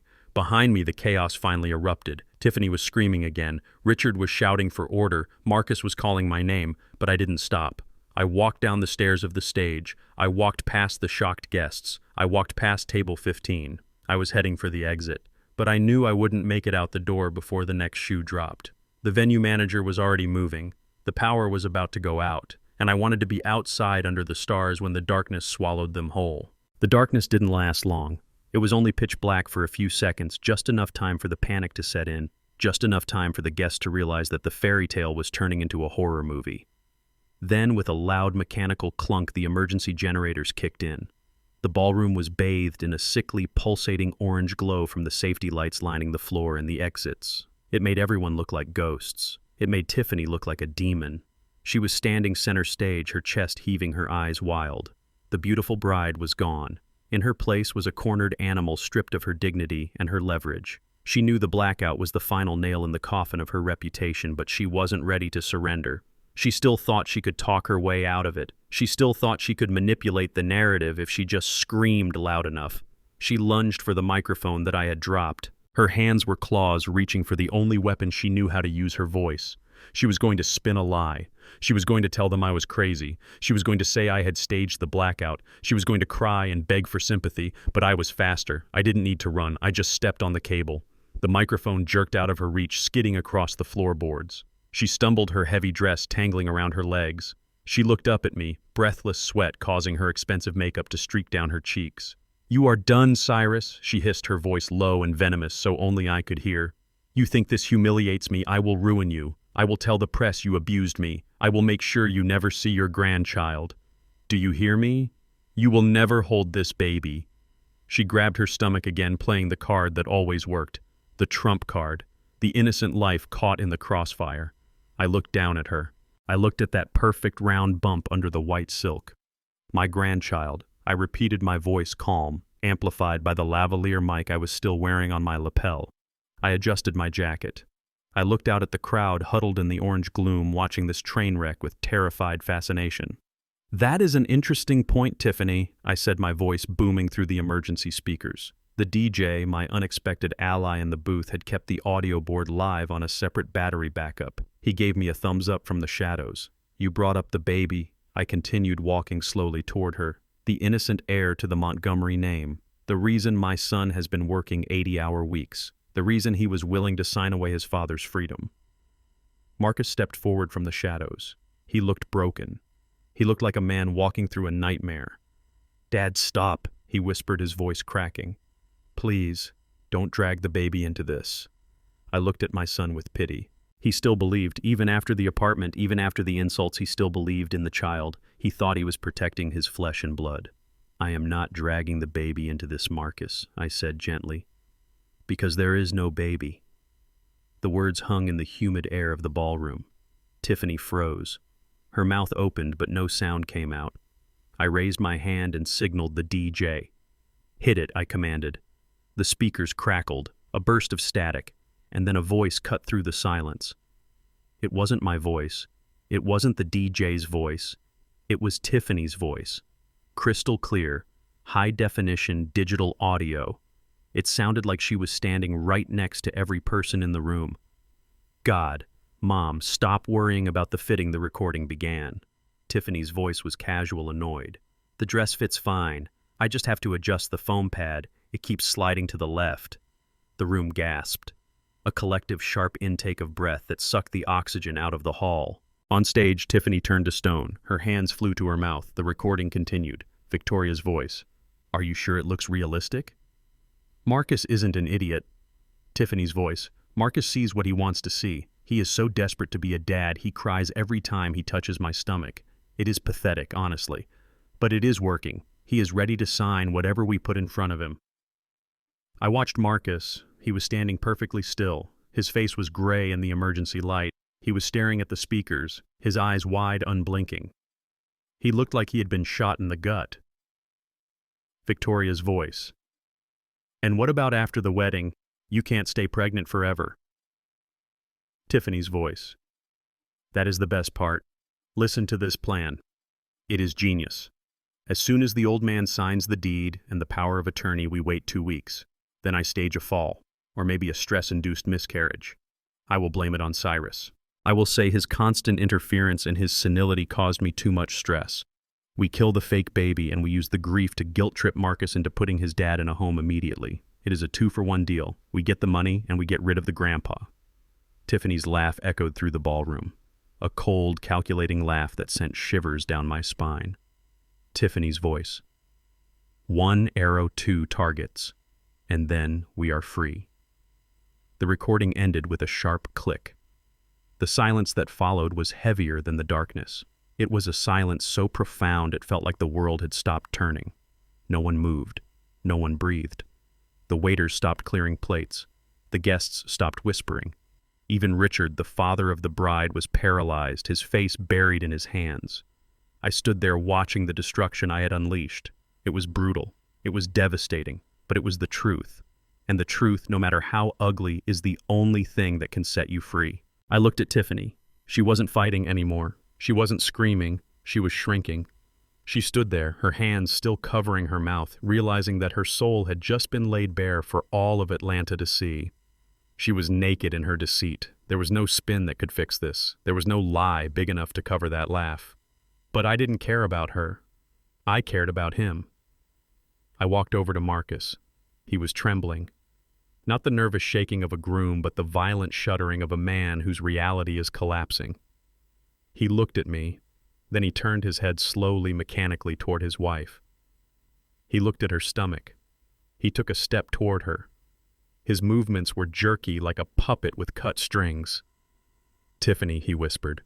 His voice was so quiet I barely heard it. Tiffany lowered her hands. She looked at him. She tried to smile, a grotesque, twitching attempt at charm. "Marcus, baby," she stammered, her voice high and frantic. That was taken out of context. "That was a joke. You know me. I have a dark sense of humor. I was just blowing off steam." Marcus didn't listen. He kept walking until he was standing inches from her. He reached out his hand. Tiffany flinched. She thought he was going to hit her, but he didn't strike her. He reached for her waist. He placed his hand on the silk of her wedding dress, right over the curve of her belly. He pressed down. I saw the fabric depress. I saw his fingers sink into the soft, yielding memory foam. There was no resistance. There was no muscle. There was no life. It was just a pillow. Marcus pulled his hand back as if he had touched a hot stove. He stared at his own palm horror etched into every line of his face. He looked like he was going to be sick. "You," he choked out. "You laughed," Marcus said, his voice rising, gaining strength from the pain. "You laughed about killing it." "Marcus," Tiffany pleaded, reaching for him. "Don't touch me," Marcus roared. The scream tore through his throat, raw and primal. It was the sound of a heart breaking into a million jagged pieces. He stumbled back away from her, away from the altar, away from the lies. He looked at the guests, seeing them for the first time, the witnesses to his humiliation. He looked at Richard, the co-conspirator, and finally he looked at me. His eyes were full of tears, but they were also full of shame, deep, crushing shame. "I am sorry, Dad," he mouthed. Then the fight went out of him. His knees gave way. My son, the man I had raised to be strong, collapsed onto the stage floor, burying his face in his hands, sobbing uncontrollably in the flickering orange light. I wanted to run to him. I wanted to hold him. But I knew I couldn't. Not yet. He had to feel this. He had to sit in the wreckage of his choices. If I picked him up now, he would never learn to stand on his own. I turned back to the microphone one last time.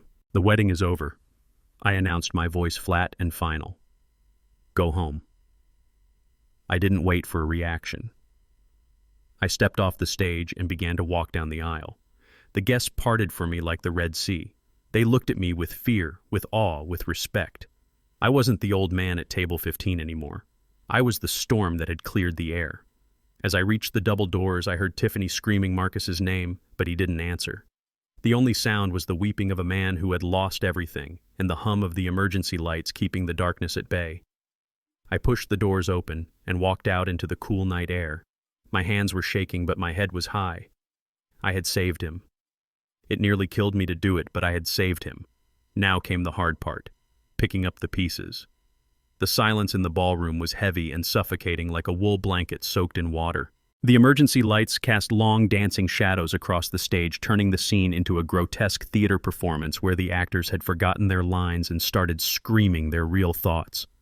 My son Marcus was still on his knees. He was staring at his hand, the hand that had just pressed into the soft, yielding foam of his wife's stomach. He looked like a man who had just touched a corpse. He looked up at Tiffany. His eyes were red-swollen and filled with a confusion so profound it was painful to witness. He was trying to reconcile the woman he loved, the woman who had whispered sweet promises to him in the dark with the monster standing above him. "You, Marcus," whispered his voice, barely audible over the hum of the generator. You lied about everything." He tried to stand up. He stumbled, his legs weak, but he managed to get to his feet. He stood eye to eye with her. "There is no baby?" he asked again, his voice cracking. We bought a crib. We picked out names. You let me talk to your stomach every night. You let me read bedtime stories to a piece of foam." Tiffany didn't answer at first. She was breathing hard, her chest heaving against the silk of her ruined wedding dress. The shame of the exposure was quickly morphing into something else, something darker. The cornered animal was gone, replaced by a predator that realized it had nothing left to lose. "Answer me!" Marcus screamed, the sound tearing through his throat. "Was any of it real? Did you ever love me, or was I just a checkbook to you?" Tiffany laughed. It wasn't a nervous laugh. It wasn't a sad laugh. It was a cold, barking sound that echoed off the high ceilings. She looked at Marcus with eyes that were completely dead. The mask of the sweet Southern belle dropped completely, crashing to the floor alongside the microphone I had discarded. "Love you," she sneered, her face twisted into a snarl of pure disgust. "Look at you, Marcus. Look at yourself. You are a weak, spineless mama's boy who needs his daddy to fight his battles." She took a step toward him. Marcus flinched, but he stood his ground. "You think a woman like me falls in love with a man like you," she spat. "You are boring. You have no ambition. You are content with your little marketing job and your little salary. I am a St. James. I was born for greatness. I was born for penthouses and private jets, not coupon clipping and budget meetings." She poked him hard in the chest with a manicured finger. "I didn't marry you for your personality, Marcus. I married you because your father is sitting on a mountain of cash that he is too stupid to spend. I married you because I have debts to pay. I married you because I needed a lifeline and you were the easiest mark in Atlanta." Marcus stared at her. The truth hit him like a physical blow. He swayed on his feet. So I was just a job to you," he whispered. "You were a transaction," she screamed, losing all control. "A means to an end. And you couldn't even get that right. You couldn't even get the old man to sign the damn paper. You are useless." And then she struck him. It happened fast, but in the strobe light effect of the emergency power, I saw it in slow motion. She pulled her hand back and swung with everything she had. Crack! The sound of her palm hitting his cheek was louder than the thunder outside. It was the sound of finality. Marcus's head snapped to the side. He stumbled back, holding his face, shock written in every line of his body. The crowd gasped. A few people stood up, knocking over their chairs. This wasn't a wedding drama anymore. This was assault. Tiffany stood over him, her hand stinging, her chest heaving.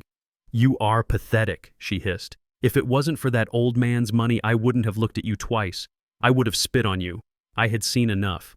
I had let it go on this long because Marcus needed to hear it. He needed to hear the venom coming from her own lips, so he would never, ever go back to her.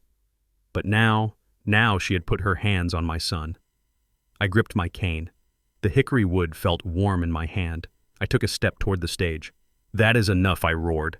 My voice didn't need a microphone. It was the voice of a foreman who had shouted over jackhammers for 40 years.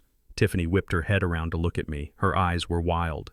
"Stay out of this, you old bat," she screamed. "This is your fault. You ruined everything." But she wasn't the only one who was angry. From the front row, a chair went flying. Richard St. James, the father of the bride, had finally snapped out of his shock. He saw his daughter unraveling. He saw his financial rescue plan burning to ash. And he saw the man responsible, me. He looked at me with a hatred that transcended reason. In his twisted mind, I was the villain. I was the one who had humiliated his family. I was the one who had refused to be a victim. "Get him!" Richard shouted, pointing a shaking finger at me. "Get that old bastard!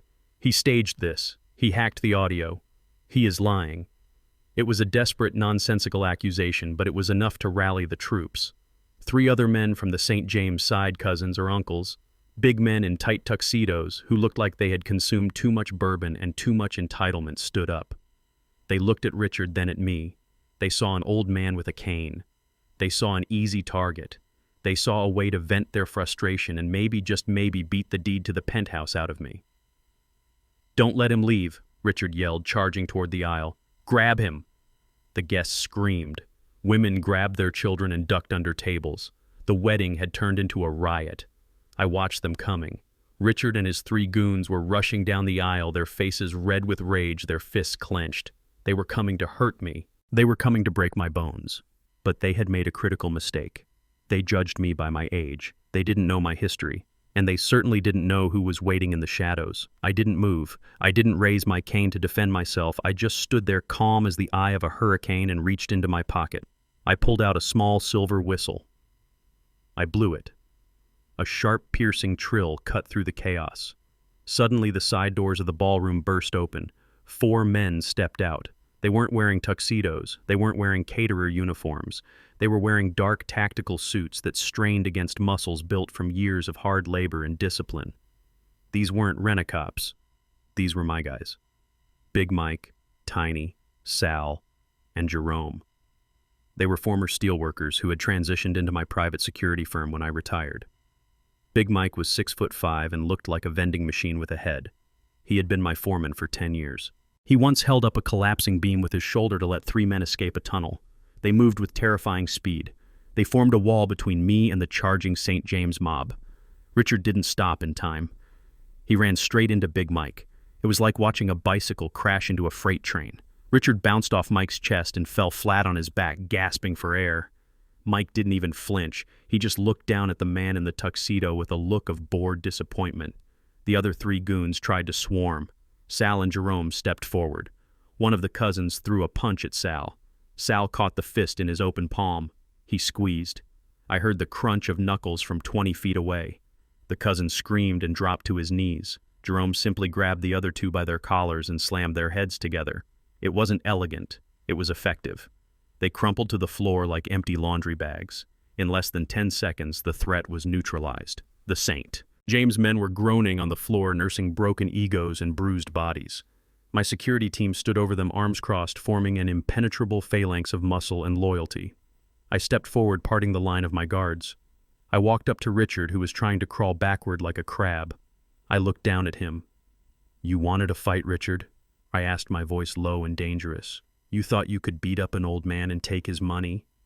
I tapped his chest with the tip of my cane. "You forgot one thing. I built this city. I poured the concrete you drive on. I welded the steel that holds up your office buildings. You play golf. I play for keeps." Richard looked up at me, terror in his eyes. He realized then that he wasn't dealing with a senile grandfather. He was dealing with a man who had survived things that would have killed him in a week. I looked up at the stage. Tiffany was frozen. She had watched her father and her uncles get dismantled in seconds. She realized she had no backup. She was alone. I looked at Marcus. He was still standing there holding his cheek, but he wasn't looking at Tiffany anymore. He was looking at me. And for the first time in months, I saw pride in his eyes. He saw his father, not the bank account, the man.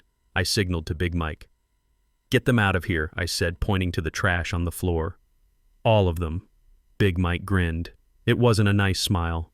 "With pleasure, boss." He reached down and hoisted Richard up by the back of his expensive jacket like a naughty puppy. "You heard the man," Mike growled. "The party is over."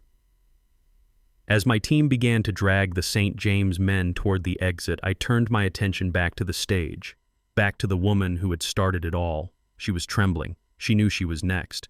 Not for a beating, I don't hit women, but for an eviction from our lives that would be absolute and permanent. I started walking toward the stairs of the stage. "I am not done with you yet, Tiffany," I said. And I wasn't. There was one last debt to settle, the bill for the reception, and I knew exactly who was going to pay it. The physical brawl was over, but the financial massacre was just beginning. My security team had barely finished dragging Richard and his goons to the side of the room when the double doors swung open again. This time it wasn't a guest and it wasn't a family member. It was Mr. Sterling, the venue manager. He did not look happy. In fact, he looked like a man who was about to have a heart attack. He was holding a wireless credit card terminal in one hand and a long itemized receipt in the other. The receipt was so long it was trailing on the floor. He walked straight past the sobbing bride. He walked straight past the groaning father of the bride. He walked straight up to me. "Mr. Montgomery," he said, his voice tight with controlled panic, "we have a serious problem. The final authorization for the banquet, the bar tab, and the damages to the property has been declined. Twice." I looked at him calmly. I smoothed the lapel of my jacket. "Is that so?" I asked. "Yes, that is so," Mr. Sterling snapped, losing his professional cool. "The total outstanding balance, including the premium wine service, the caviar add-ons, and the cleanup fee for this disaster is $82,000, and that is due immediately. Or I call the police for theft of services." He thrust the credit card machine toward me. "Please swipe another card, Mr. Montgomery. We cannot let anyone leave until this is settled." The room went silent again. The guests, who were huddled in the corners, watched with bated breath. $80,000. It was a fortune. It was more than most of them made in a year. And everyone looked at me, the wealthy contractor, the man with the millions to fix it. I looked at the machine. Then I looked at Richard, who was pulling himself up from the floor, wiping blood from his lip. I looked at Tiffany, who was staring at me with a mix of hatred and desperate hope. They hated me, but they needed me. They were praying that my pride would force me to pay. They thought I wouldn't let the family name be dragged through the mud of a criminal investigation. They were wrong. I took a step back. I put my hands up in a gesture of surrender. "I think there has been a misunderstanding, Mr. Sterling," I said, my voice projecting clearly to every corner of the room. "Misunderstanding?" Sterling asked, blinking. "Yes," I said. "You are handing that bill to the wrong man." I pointed to the empty chair at the back of the room near the kitchen doors. "I am just a guest sitting at table 15, I said. "I did not order the vintage Bordeaux. I did not order the caviar station, and I certainly did not order the destruction of your property." Sterling looked confused. But you are the father of the groom. You paid the deposit. I paid the deposit as a gift," I corrected him. "A gift that has been exhausted." As for the rest of this carnival, I turned and pointed a steady finger at Tiffany and Richard. The contracts were signed by the bride and her father. The add-ons were requested by Ms. St. James. This is their party. This is their mess. And that is their bill. I saw the color drain from Richard's face. It was almost impressive how fast a human being could turn from red to gray. He looked like a ghost. He knew. He knew he didn't have $80,000. He didn't have $8,000. He probably didn't have $80 in his pocket. Sterling turned slowly to face the St. James family. He was a businessman. He didn't care about the drama, he just wanted his money. He walked over to Richard. "Mr. St. James," Sterling said, holding out the machine. "Since Mr. Montgomery has declined liability, the debt falls to you as the co-signer. Please provide a form of payment immediately." Richard stammered. He patted his pockets, pretending to look for a wallet he knew was empty of solutions. I seem to have left my wallet in the limo," he lied. His voice was shaking. Can we bill this? Send me an invoice? I am good for it. You know who I am. I know exactly who you are." Mr. St. James Sterling said coldly. "You are a man whose credit check came back with a warning flag this morning. Card. Now." Richard looked at Tiffany. Tiffany looked at Marcus. But Marcus wasn't looking at anyone. He was sitting on the edge of the stage, staring at the floor, lost in his own world of grief. Tiffany frantically grabbed her beaded purse. She pulled out a sleek platinum credit card. "Here," she screamed, throwing it at the manager. "Take it. Just pay the damn bill and let us leave. It is my emergency card." Sterling caught the card. He didn't say a word. He inserted it into the machine. Beep. Processing. The room held its breath. Beep. Declined. Sterling looked at the screen. He pulled the card out and held it up. "Declined," he said flatly. Code 51. Insufficient funds. Try it again, Tiffany shrieked. You did it wrong. That card has a $50,000 limit. I did not do it wrong, Sterling said. And according to the bank, this card is maxed out. In fact, it is over the limit by $4,000. He dropped the card on the floor. It landed with a tiny plastic click that sounded like a gavel banging a verdict. Do you have another form of payment? Sterling asked. Tiffany dug through her purse. She pulled out another card, and another. She threw them at him. Try the Visa. Try the Amex. Sterling tried them, one by one. Declined. Declined. Card seizure request. It was a public execution. With every beep of that machine, the myth of the wealthy St. James family was stripped away layer by layer. They weren't just broke, they were drowning. They were living on credit fumes and lies. The guests began to whisper. They don't have any money. I thought they owned half the city. Look at her dress. Is that even real silk? Richard slumped against the wall, sliding down until he hit the floor. He put his head in his hands. He was done. The charade was over. Mr. Sterling put the machine away. He pulled out a walkie-talkie. Lock the doors, he commanded. No one leaves. The sound of heavy bolts sliding into place echoed through the hall. And call the police, he added. We have a theft of services in progress. Major felony level. No, Tiffany screamed. You can't call the police. We are the St. James family. You can't arrest us at our own wedding. Sterling looked at her with pure disdain. You aren't the St. James family anymore, he said. You are criminals who just ate $80,000 worth of my food without the ability to pay for it. He turned to his security staff. Hold them here. If they try to leave, restrain them. The waiter stopped serving. The bartenders started locking up the liquor. The fantasy had dissolved into a crime scene. I watched from my spot near the stage. I felt a tap on my arm. It was Marcus. He had finally stood up. He walked over to me. He looked at the chaos. He looked at his wife screaming at the manager. He looked at his father-in-law weeping on the floor. Dad, Marcus whispered. His voice was hoarse. I turned to him. Do they really have nothing? He asked. I nodded. Nothing, son. It was all a Ponzi scheme. They were using new debts to pay old debts, and you were supposed to be the final investor. Marcus closed his eyes. He took a deep, shuddering breath. I didn't know, he said. I swear I didn't know. I know you didn't, I said softly, putting a hand on his shoulder. That is why I had to show you.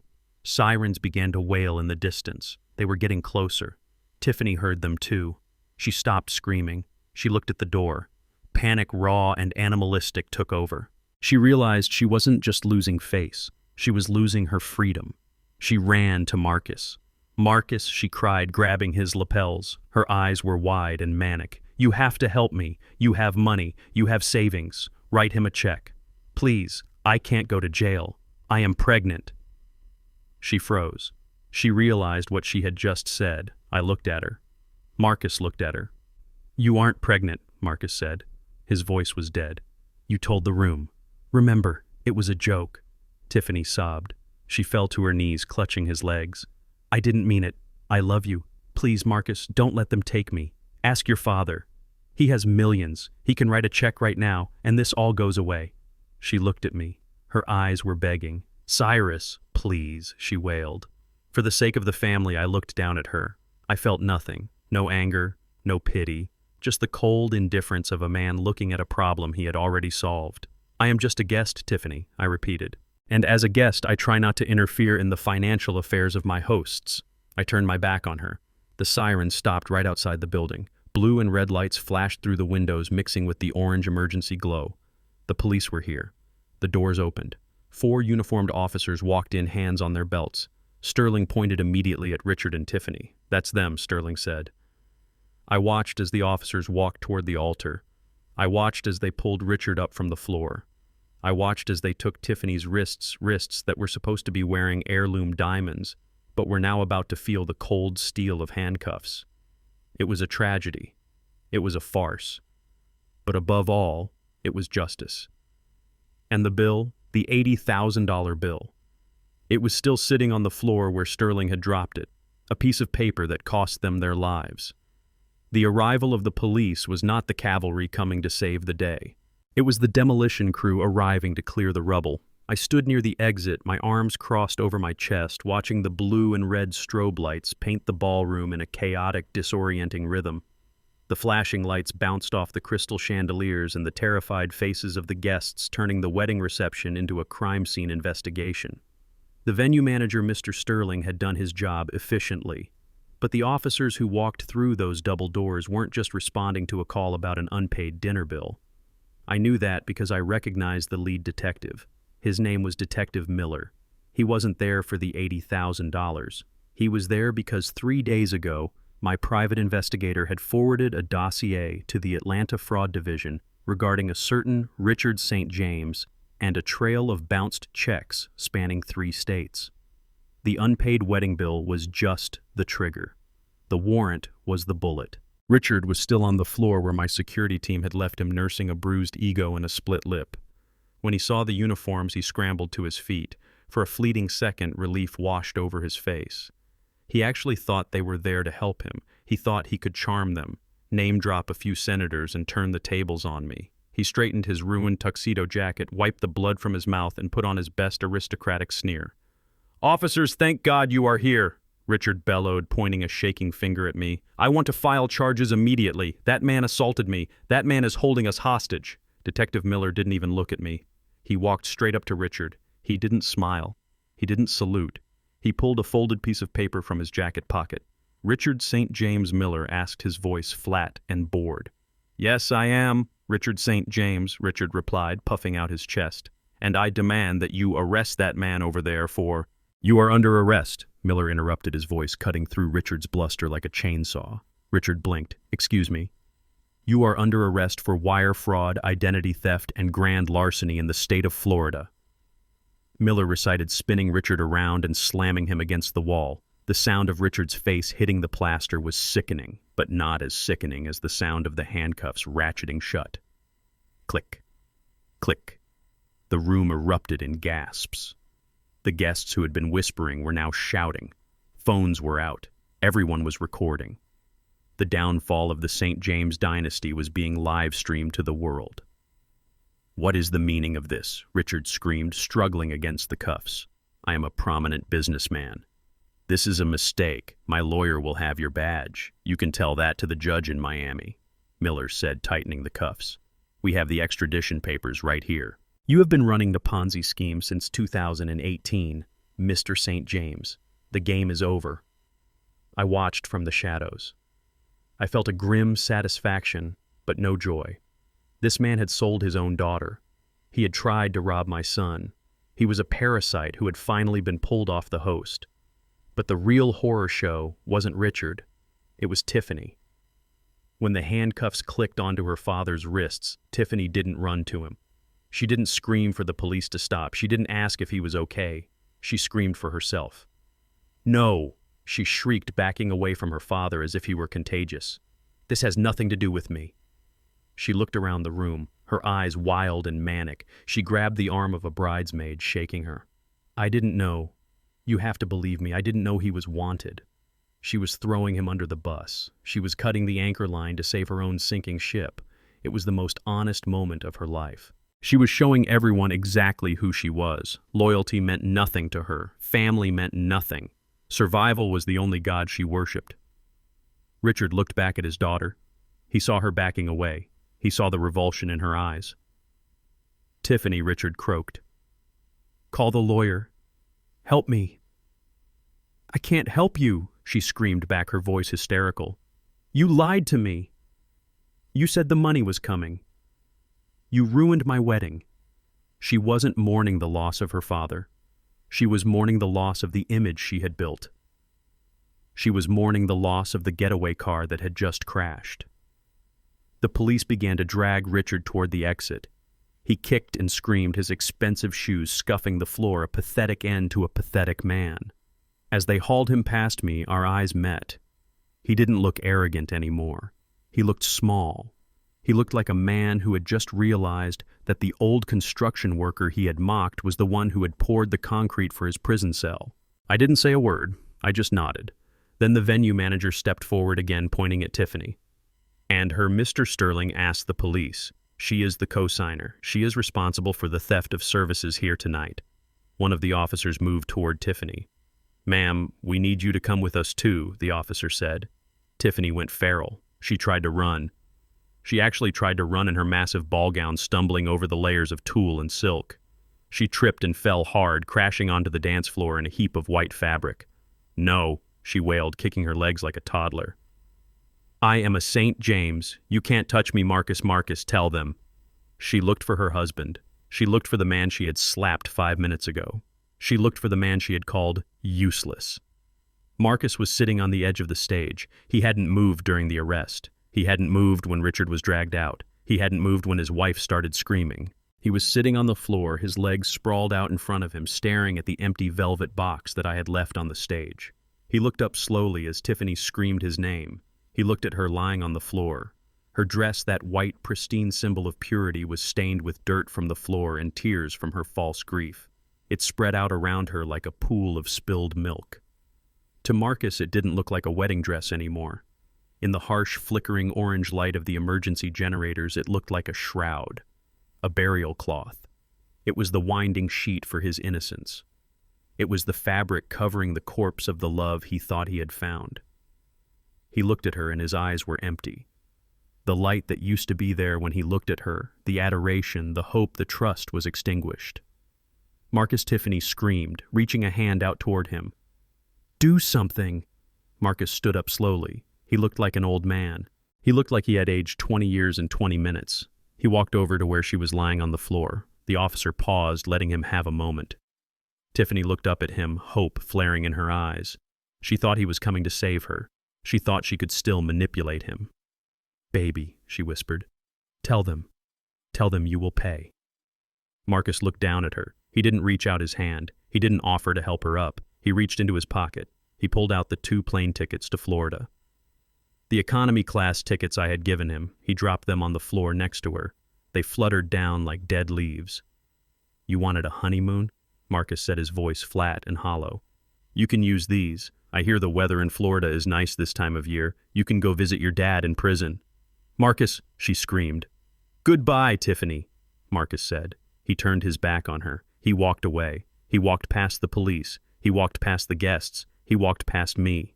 He didn't stop. He walked straight out the double doors into the night. I watched him go. My heart broke for him, but it also swelled with pride. He had walked in here a boy, desperate for approval. He was walking out a broken man, yes, but a free man, and broken bones heal stronger. The officer hoisted Tiffany to her feet. She was sobbing uncontrollably now, a raw, ugly sound of total defeat. They cuffed her wrists behind her back. The metal clicked shut over her fake tan.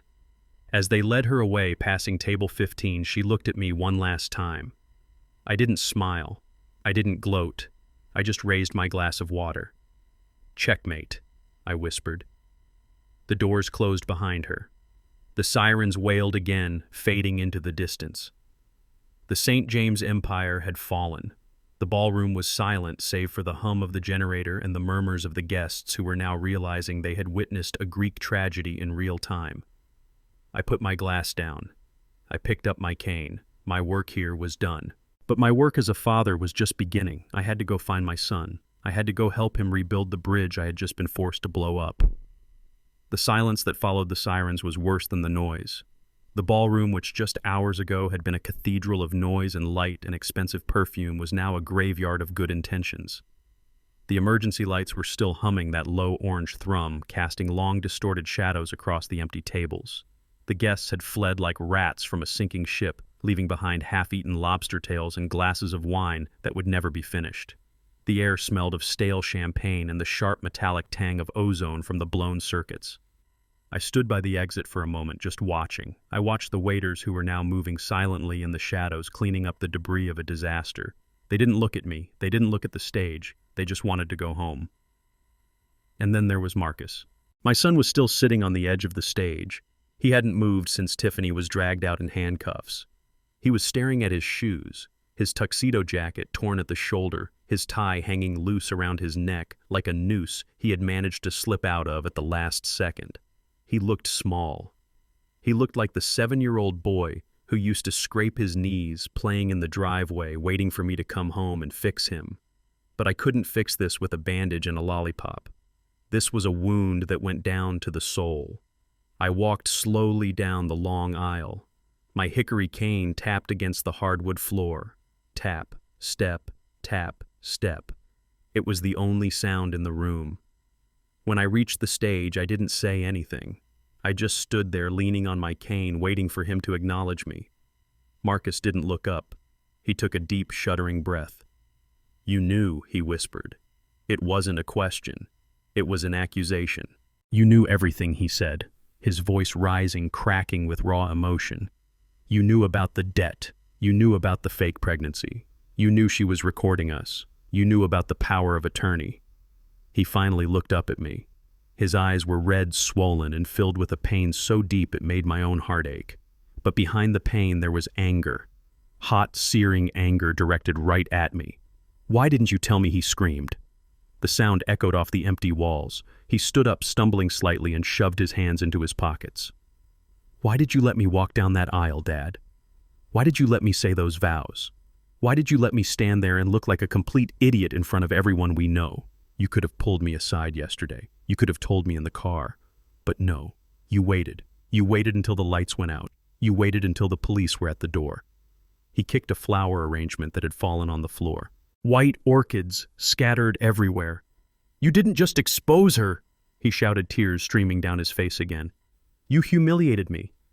You made me look like the biggest fool in Atlanta. Do you have any idea what this feels like? Do you have any idea how much this hurts?" I listened. I let him scream. I let him pour out every ounce of his frustration. He had to empty the tank before we could refill it with something real.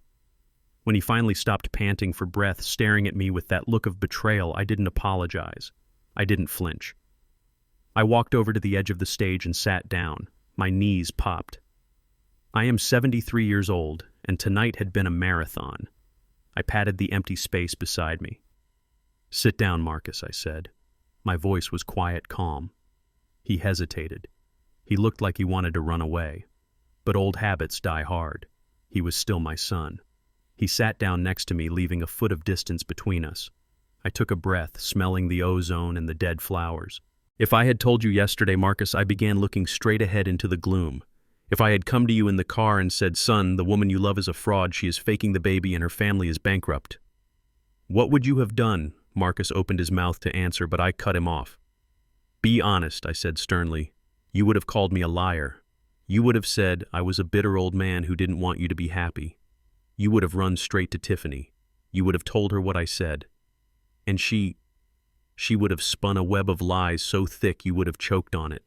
She would have cried. She would have claimed I was abusing her. She would have forced you to choose between your wife and your father." I turned to look at him. "And you would have chosen her, Marcus. You know you would have. Because you were drunk. Not on wine, but on pheromones and hope. You were in love with the idea of a family. You were in love with the idea of being a father. You were blind, son. And you were deaf to reason." Marcus looked down at his hands. He didn't argue. He knew I was right. "I couldn't just tell you the truth," I continued, my voice softening. "Because the truth is a whisper and Tiffany's lies were a shout. To save you, I had to be louder than her." I reached out and picked up a wilted orchid from the floor. I twirled it in my rough fingers. "You asked me why I let you be humiliated," I said. "That is a fair question. It was brutal. I know that. It hurt me to watch it. Every time she laughed at you on that recording, it felt like someone was stabbing me." I crushed the flower in my hand. "But sometimes, Marcus, the only way to wake a man up is to throw a bucket of ice water in his face. Sometimes you have to let the car crash so you can see that the brakes were cut. If I had stopped the wedding quietly, you would have always wondered. You would have always had that doubt in the back of your mind. You would have thought, maybe Dad was wrong. Maybe we could have made it work." I dropped the crushed flower. "I needed you to see her. I needed you to see the monster when the mask fell off. I needed you to feel that slap on your face. I needed you to hear her call you useless. Because now you will never look back. Now you know in your bones that you deserve better. The humiliation is the medicine, son. It tastes bitter, but it cures the disease." Marcus was silent for a long time. He stared at the crushed flower on the floor. The anger was draining out of him, replaced by a heavy, crushing exhaustion. "I feel so stupid," he whispered. "I let her play me. I gave her everything. I almost signed you away, Dad. I almost put you in a home." His voice broke on the last word. That was the real pain. The guilt. "I almost betrayed you," he choked out. "How can you even look at me?" I smiled. It was a sad smile, but it was genuine. "I look at you, and I see a man who learned a hard lesson," I said. "I see a man who has a good heart. A heart so big that he wanted to save everyone.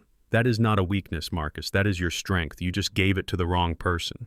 I shifted on the hard stage floor. You know, I said when I was building the connection bridge over the I-85 highway back in '92, we had a section of steel that looked perfect. It passed the visual inspection. It looked strong. But when we put it under the stress test, when we applied the pressure, it snapped. It had a microscopic flaw in the casting. I looked at him. Tiffany was that steel, Marcus. She looked perfect. But she couldn't take the pressure. Better to find out now before the concrete is poured. Better to find out now before there is a real baby involved. We caught it in time. The bridge didn't fall. We just have to clear the debris and start over. Marcus wiped his eyes with the back of his hand. He looked at the empty ballroom. "Start over," he repeated. "With what I have nothing, Dad. My apartment lease is up. My savings are gone because I paid for the deposit on this place. I have a suitcase of clothes and a tuxedo that is ripped. I am 32 years old and I am homeless." I laughed, a deep rumbling laugh that seemed to startle the waiters in the back. "Homeless?" I asked. "Since when is a Montgomery ever homeless?" I reached into my pocket. I didn't pull out a check. I didn't pull out a key. I pulled out a handkerchief. I handed it to him. "Wipe your face," I commanded. Marcus took it. He wiped the sweat and the tears from his cheeks. "You aren't homeless," I said firmly. "You are coming home, to the house you grew up in, the house that I built with my own hands. Your room is exactly how you left it. The bed is made. And I think there is still a 6-pack of beer in the fridge from your last visit." I stood up. My knees popped again, louder this time. I groaned, exaggerating it slightly. "But there is one condition," I said, looking down at him. Marcus looked up wary. "What condition?" I extended my hand. My palm was calloused, scarred, and strong as iron. "You have to stand up," I said. Marcus looked at my hand. Then he looked at his own. His hand was softer, unscarred, but it was the hand of my son. "We are men, Marcus," I said, my voice turning fierce. "We are Montgomery men. We don't break. We bend. We get hit. We get knocked down. We get humiliated. But we do not stay on the floor. We do not let the world see us on our knees." I leaned down closer. "Tiffany Street, James, is a chapter in your book, son. She is not the whole story. Do not let her be the end. Stand up." Marcus stared at me. I saw the gears turning in his head. I saw the shame fighting with the pride, and then slowly I saw the spark return. He took a deep breath. He set his jaw. He reached out and grabbed my hand. He squeezed. It was a good grip, strong. I pulled and he pushed. He rose to his feet. He stood up, dusting off his tuxedo pants. He was taller than me now. He had been for years, but tonight he finally looked like it. He looked me in the eye. "Thank you, Dad," he whispered. I didn't hug him. Not yet. We needed to walk out of here first. "Let's go," I said, turning toward the exit. "I am hungry, and I refuse to eat the food here. I know a diner on 10th Street that makes pancakes at midnight, and I am buying." Marcus cracked a smile. A small, weak smile, but it was there. "Pancakes sound good," he said. We walked down the aisle together, side by side, the father and the son, the builder and the student. Behind us, the venue manager was turning off the emergency lights, plunging the ballroom into total darkness. But we didn't look back. We were walking toward the exit sign. We were walking toward the light. We were walking toward the future, and for the first time in a long time, the foundation felt solid. 6 months have passed since the night the lights went out at the St. James estate. 6 months since the sirens wailed and the house of cards collapsed. People ask me if I feel guilty about what happened. They ask if I regret sending my son's father-in-law to prison or humiliating a young woman in front of her peers. I tell them that a surgeon does not regret cutting open a chest to remove a tumor. It is a bloody business and it leaves a scar, but it is the only way to save the patient. And my patient is doing just fine. The divorce was surprisingly simple. It turns out that when a marriage is founded on fraud, identity theft, and a fake pregnancy, the courts are very eager to grant an annulment. Tiffany didn't even fight it.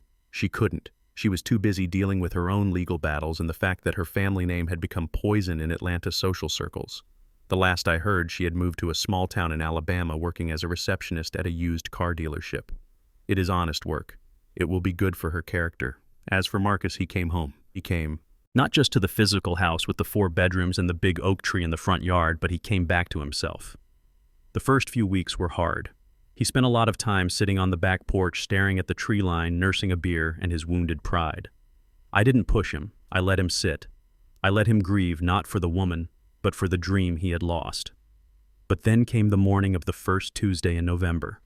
I was sitting at the kitchen table reviewing the quarterly reports for my investment portfolio. I saw Marcus walk in. He wasn't wearing his pajamas at noon anymore. He was showered, shaved, and wearing a collared shirt. He poured himself a coffee black and sat down across from me. "Teach me," he said. I looked over my reading glasses. "Teach you what?" "Teach me how to see," he said. "Teach me how you saw the cracks in the foundation when I just saw the paint. Teach me how to manage the money so I never have to depend on anyone else again." I smiled. I pushed a stack of ledgers across the table. "Lesson 1," I said. "Trust the math. Numbers don't have egos, and numbers don't lie." Since that day, our mornings have changed. We don't talk about sports or the weather. We talk about equity, liability, and risk assessment. Marcus has a sharp mind. He just never used it because he was too busy trying to please people. Now that he has stopped trying to be liked, he has started to become respected.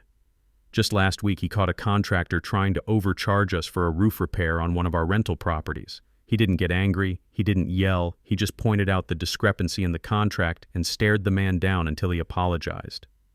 It was a proud moment for me. I saw the steel finally hardening in his spine, but our recovery wasn't a 2-man operation. We had an ally. Sarah, the woman in the linen closet, the sister who had been cast out. She saved us, and I do not forget my debts. A few weeks after the wedding fiasco, I invited her to the house. She was nervous. She parked her rusted sedan in the driveway next to my truck and walked up the steps like she expected to be chased away. I sat her down in the living room. Marcus brought out tea. It was awkward at first. She was the sister of the woman who destroyed his heart, but she was also the woman who handed us the knife to cut the ropes. "I did some research, Sarah," I said to her. "I looked into that business plan you tried to show your father 5 years ago, the bakery." She looked down at her hands. "Oh, that was a pipe dream. My father threw it in the fireplace. He said, 'St. James women don't need dough.'" "He was an idiot," I said bluntly.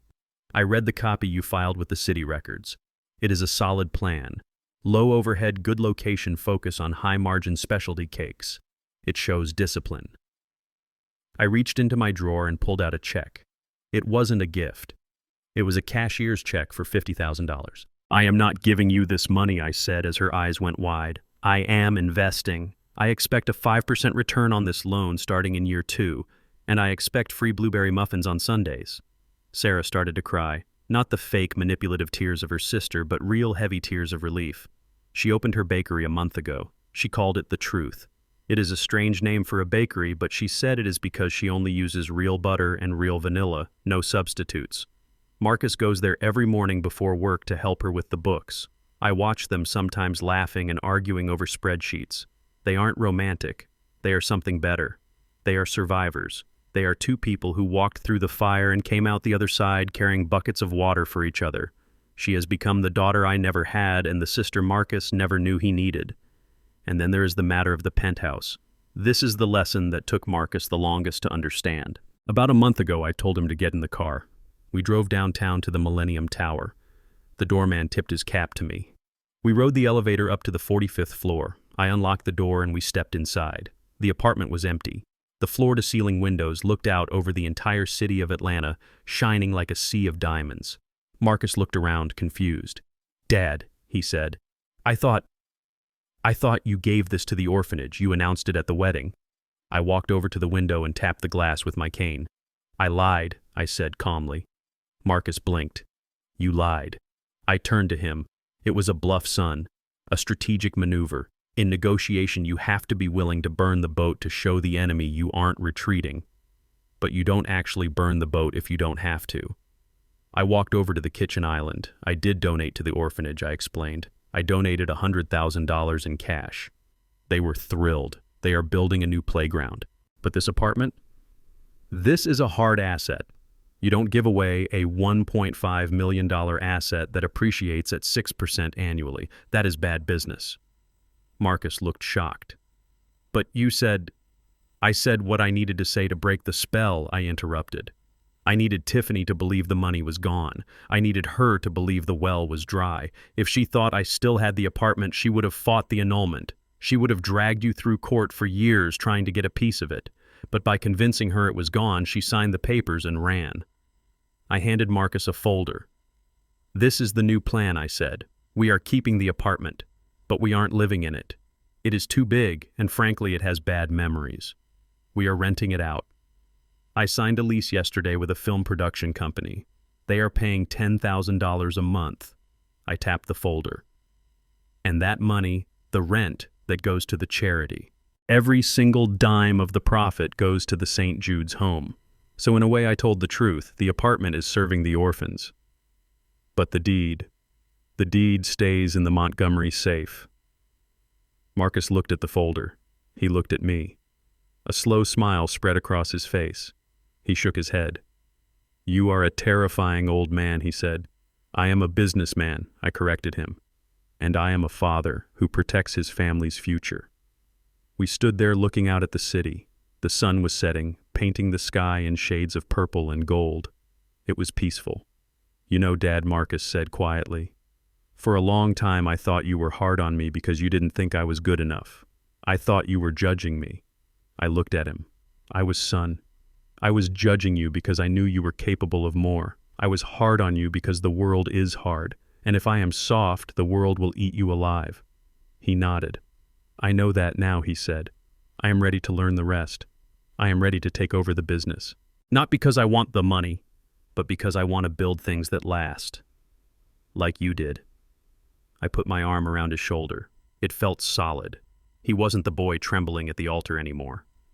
We have a lot of work to do, I said. The infrastructure of this family took a hit, but the foundation is still good.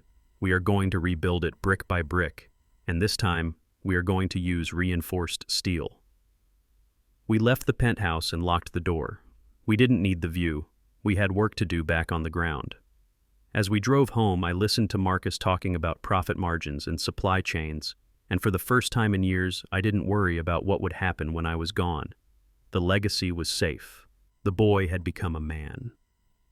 And the wolves. They would have to find another door to scratch at because the Montgomery house was closed to predators forever. The mist was still clinging to the surface of Lake Lanier when we pushed the boat out. It was a silver-gray morning, cool and crisp, the kind of air that fills your lungs and cleans out the smoke of the city. I sat in the stern of the old aluminum fishing boat with my hand on the tiller of the outboard motor. In the bow sat Marcus. He was wearing a faded flannel shirt and a baseball cap pulled low over his eyes. He wasn't checking his watch. He wasn't checking his phone. He was just watching the line of his fishing rod where it cut through the dark water. We hadn't been fishing in 10 years. Life had gotten in the way, or rather lies had gotten in the way. For the last decade, there was always a reason not to go. He was too busy with work. He was too busy with Tiffany. He was too busy trying to be the man he thought everyone wanted him to be instead of the man he actually was. But today, there were no excuses. There were no fake weddings to plan. There were no debts to hide. There was just the water, the sky, and the 2 Montgomery men. I watched him cast his line. He did it with a smooth, easy motion the way I had taught him when he was 12. The tension was gone from his shoulders. 6 months ago, at that wedding, he looked like a man carrying the weight of the world. He looked like a man walking to the gallows. Today, he looked lighter. He looked like my son again. He turned to me and grinned. I think I got a bite, Dad, he said, his voice excited. Reel it in slow, son, I said, leaning back. Don't rush it. Let him fight a little. He laughed. A real, genuine laugh that echoed across the quiet lake. It was the best sound I had heard in years. Better than the sound of a construction site. Better than the sound of a deposit hitting the bank. It was the sound of healing. I took a deep breath and looked at my hands. They were old hands, spotted with age and scarred from decades of labor. I had spent my life building things. I built bridges that spanned rivers. I built skyscrapers that touched the clouds. I built a fortune that people envied. But sitting there in that small boat, I realized that I had almost failed to build the most important thing of all. I had almost failed to build a legacy of character in my own son. I used to think my job was to give him everything I never had. I thought being a good father meant removing the obstacles from his path. But I was wrong. By clearing the path, I had made him soft. I had made him vulnerable to predators like Tiffany. I had to let the mountain fall on him so he could learn how to dig himself out. And he did. He dug himself out. I looked at Marcus fighting the fish on the end of his line. He was focused. He was determined. He wasn't asking for my help. He was handling it himself. That is the asset, I thought. That right there. It isn't the $5 million in the trust fund. It isn't the penthouse downtown. It isn't the stock portfolio. Those things are just paper. They can burn. They can be stolen. They can disappear in a market crash. But the look in his eyes, the resilience, the ability to spot a lie, and the strength to walk away from it, that is the real inheritance. That is the steel that will hold him up when I am gone. I felt a lump in my throat. I wished his mother could see him now. She used to worry about him. She used to say he had too much heart and not enough armor. Well, my love, he has his armor now. He forged it in the fire of humiliation, and he came out unbreakable. Got him. Marcus shouted, pulling a large bass into the boat. He held it up, beaming. It was a beautiful fish. Nice catch, son, I said. He released the hook gently and lowered the fish back into the water, watching it swim away. You know, Dad, he said, wiping his hands on his jeans, I was thinking about Sarah's bakery. She needs a new industrial oven. The old one is slowing down production. I raised an eyebrow. And what do you propose? I ran the numbers, Marcus said, his face serious. If we buy the oven up front, it is a capital expense, but it will increase her output by 40%. We can structure it as a microloan from the family trust with a deferred interest payment schedule so she doesn't take a hit on cash flow immediately. I smiled. He wasn't just talking about charity. He was talking about business. He was talking about strategy. Draw up the paperwork, I said. If the numbers make sense, we do it. He nodded, satisfied. He cast his line again. The sun broke through the mist, painting the water in shades of gold. It was a perfect moment. The kind of moment you want to freeze in time and keep in your pocket forever. Suddenly, a vibration buzzed against my hip. I pulled my phone out of my pocket. The screen lit up. Unknown number. For a second, I thought about the text that started this whole mess 6 months ago. That warning from Sarah. That text had been a siren screaming of danger. It had been the catalyst for the war I had to wage to save my family. My thumb hovered over the screen. It could be anyone. It could be a new client. It could be the press still looking for a comment on the St. James scandal. Or maybe it was Tiffany calling from a burner phone, trying one last desperate attempt to claw her way back in. I looked at Marcus. He was whistling a tune, looking at the horizon. He was at peace. I looked back at the phone.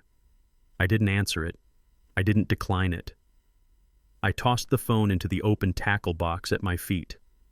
It landed with a clatter among the lures and the spare hooks. Who was that? Marcus asked, looking back. Nobody, I said, smiling. Just noise. I picked up my own fishing rod and cast my line into the deep water. The line sang as it flew through the air. There is nothing left to fear, son, I said. We have handled the storm. Now we just enjoy the calm. Marcus smiled back at me. Yeah, Dad. We enjoy the calm. We sat there as the sun climbed higher, 2 men in a boat surrounded by water held together by something stronger than blood. We were held together by the truth. And for the first time in my life, I felt truly rich. Many parents believe that protecting their children means shielding them from every storm. But I learned that sometimes you have to be the one to summon the storm to clear the fog blinding them. Love isn't just about giving gifts or writing checks. It's about having the courage to let your children fall so they can learn how to stand up. A toxic relationship is like gangrene. You cannot heal it with Band-Aids. You must cut it off swiftly and without mercy to save the whole body. Respect is the only currency that matters in a family. If this story resonated with you, please hit that like button and subscribe to the channel. It helps us share these important lessons with more people. And I want to hear from you in the comments below. Have you ever had to make a tough decision to save a family member from themselves? Or have you ever been the one who needed saving? Share your story. Let's learn from each other. Until next time, remember to keep your eyes open and your family close. Stay strong.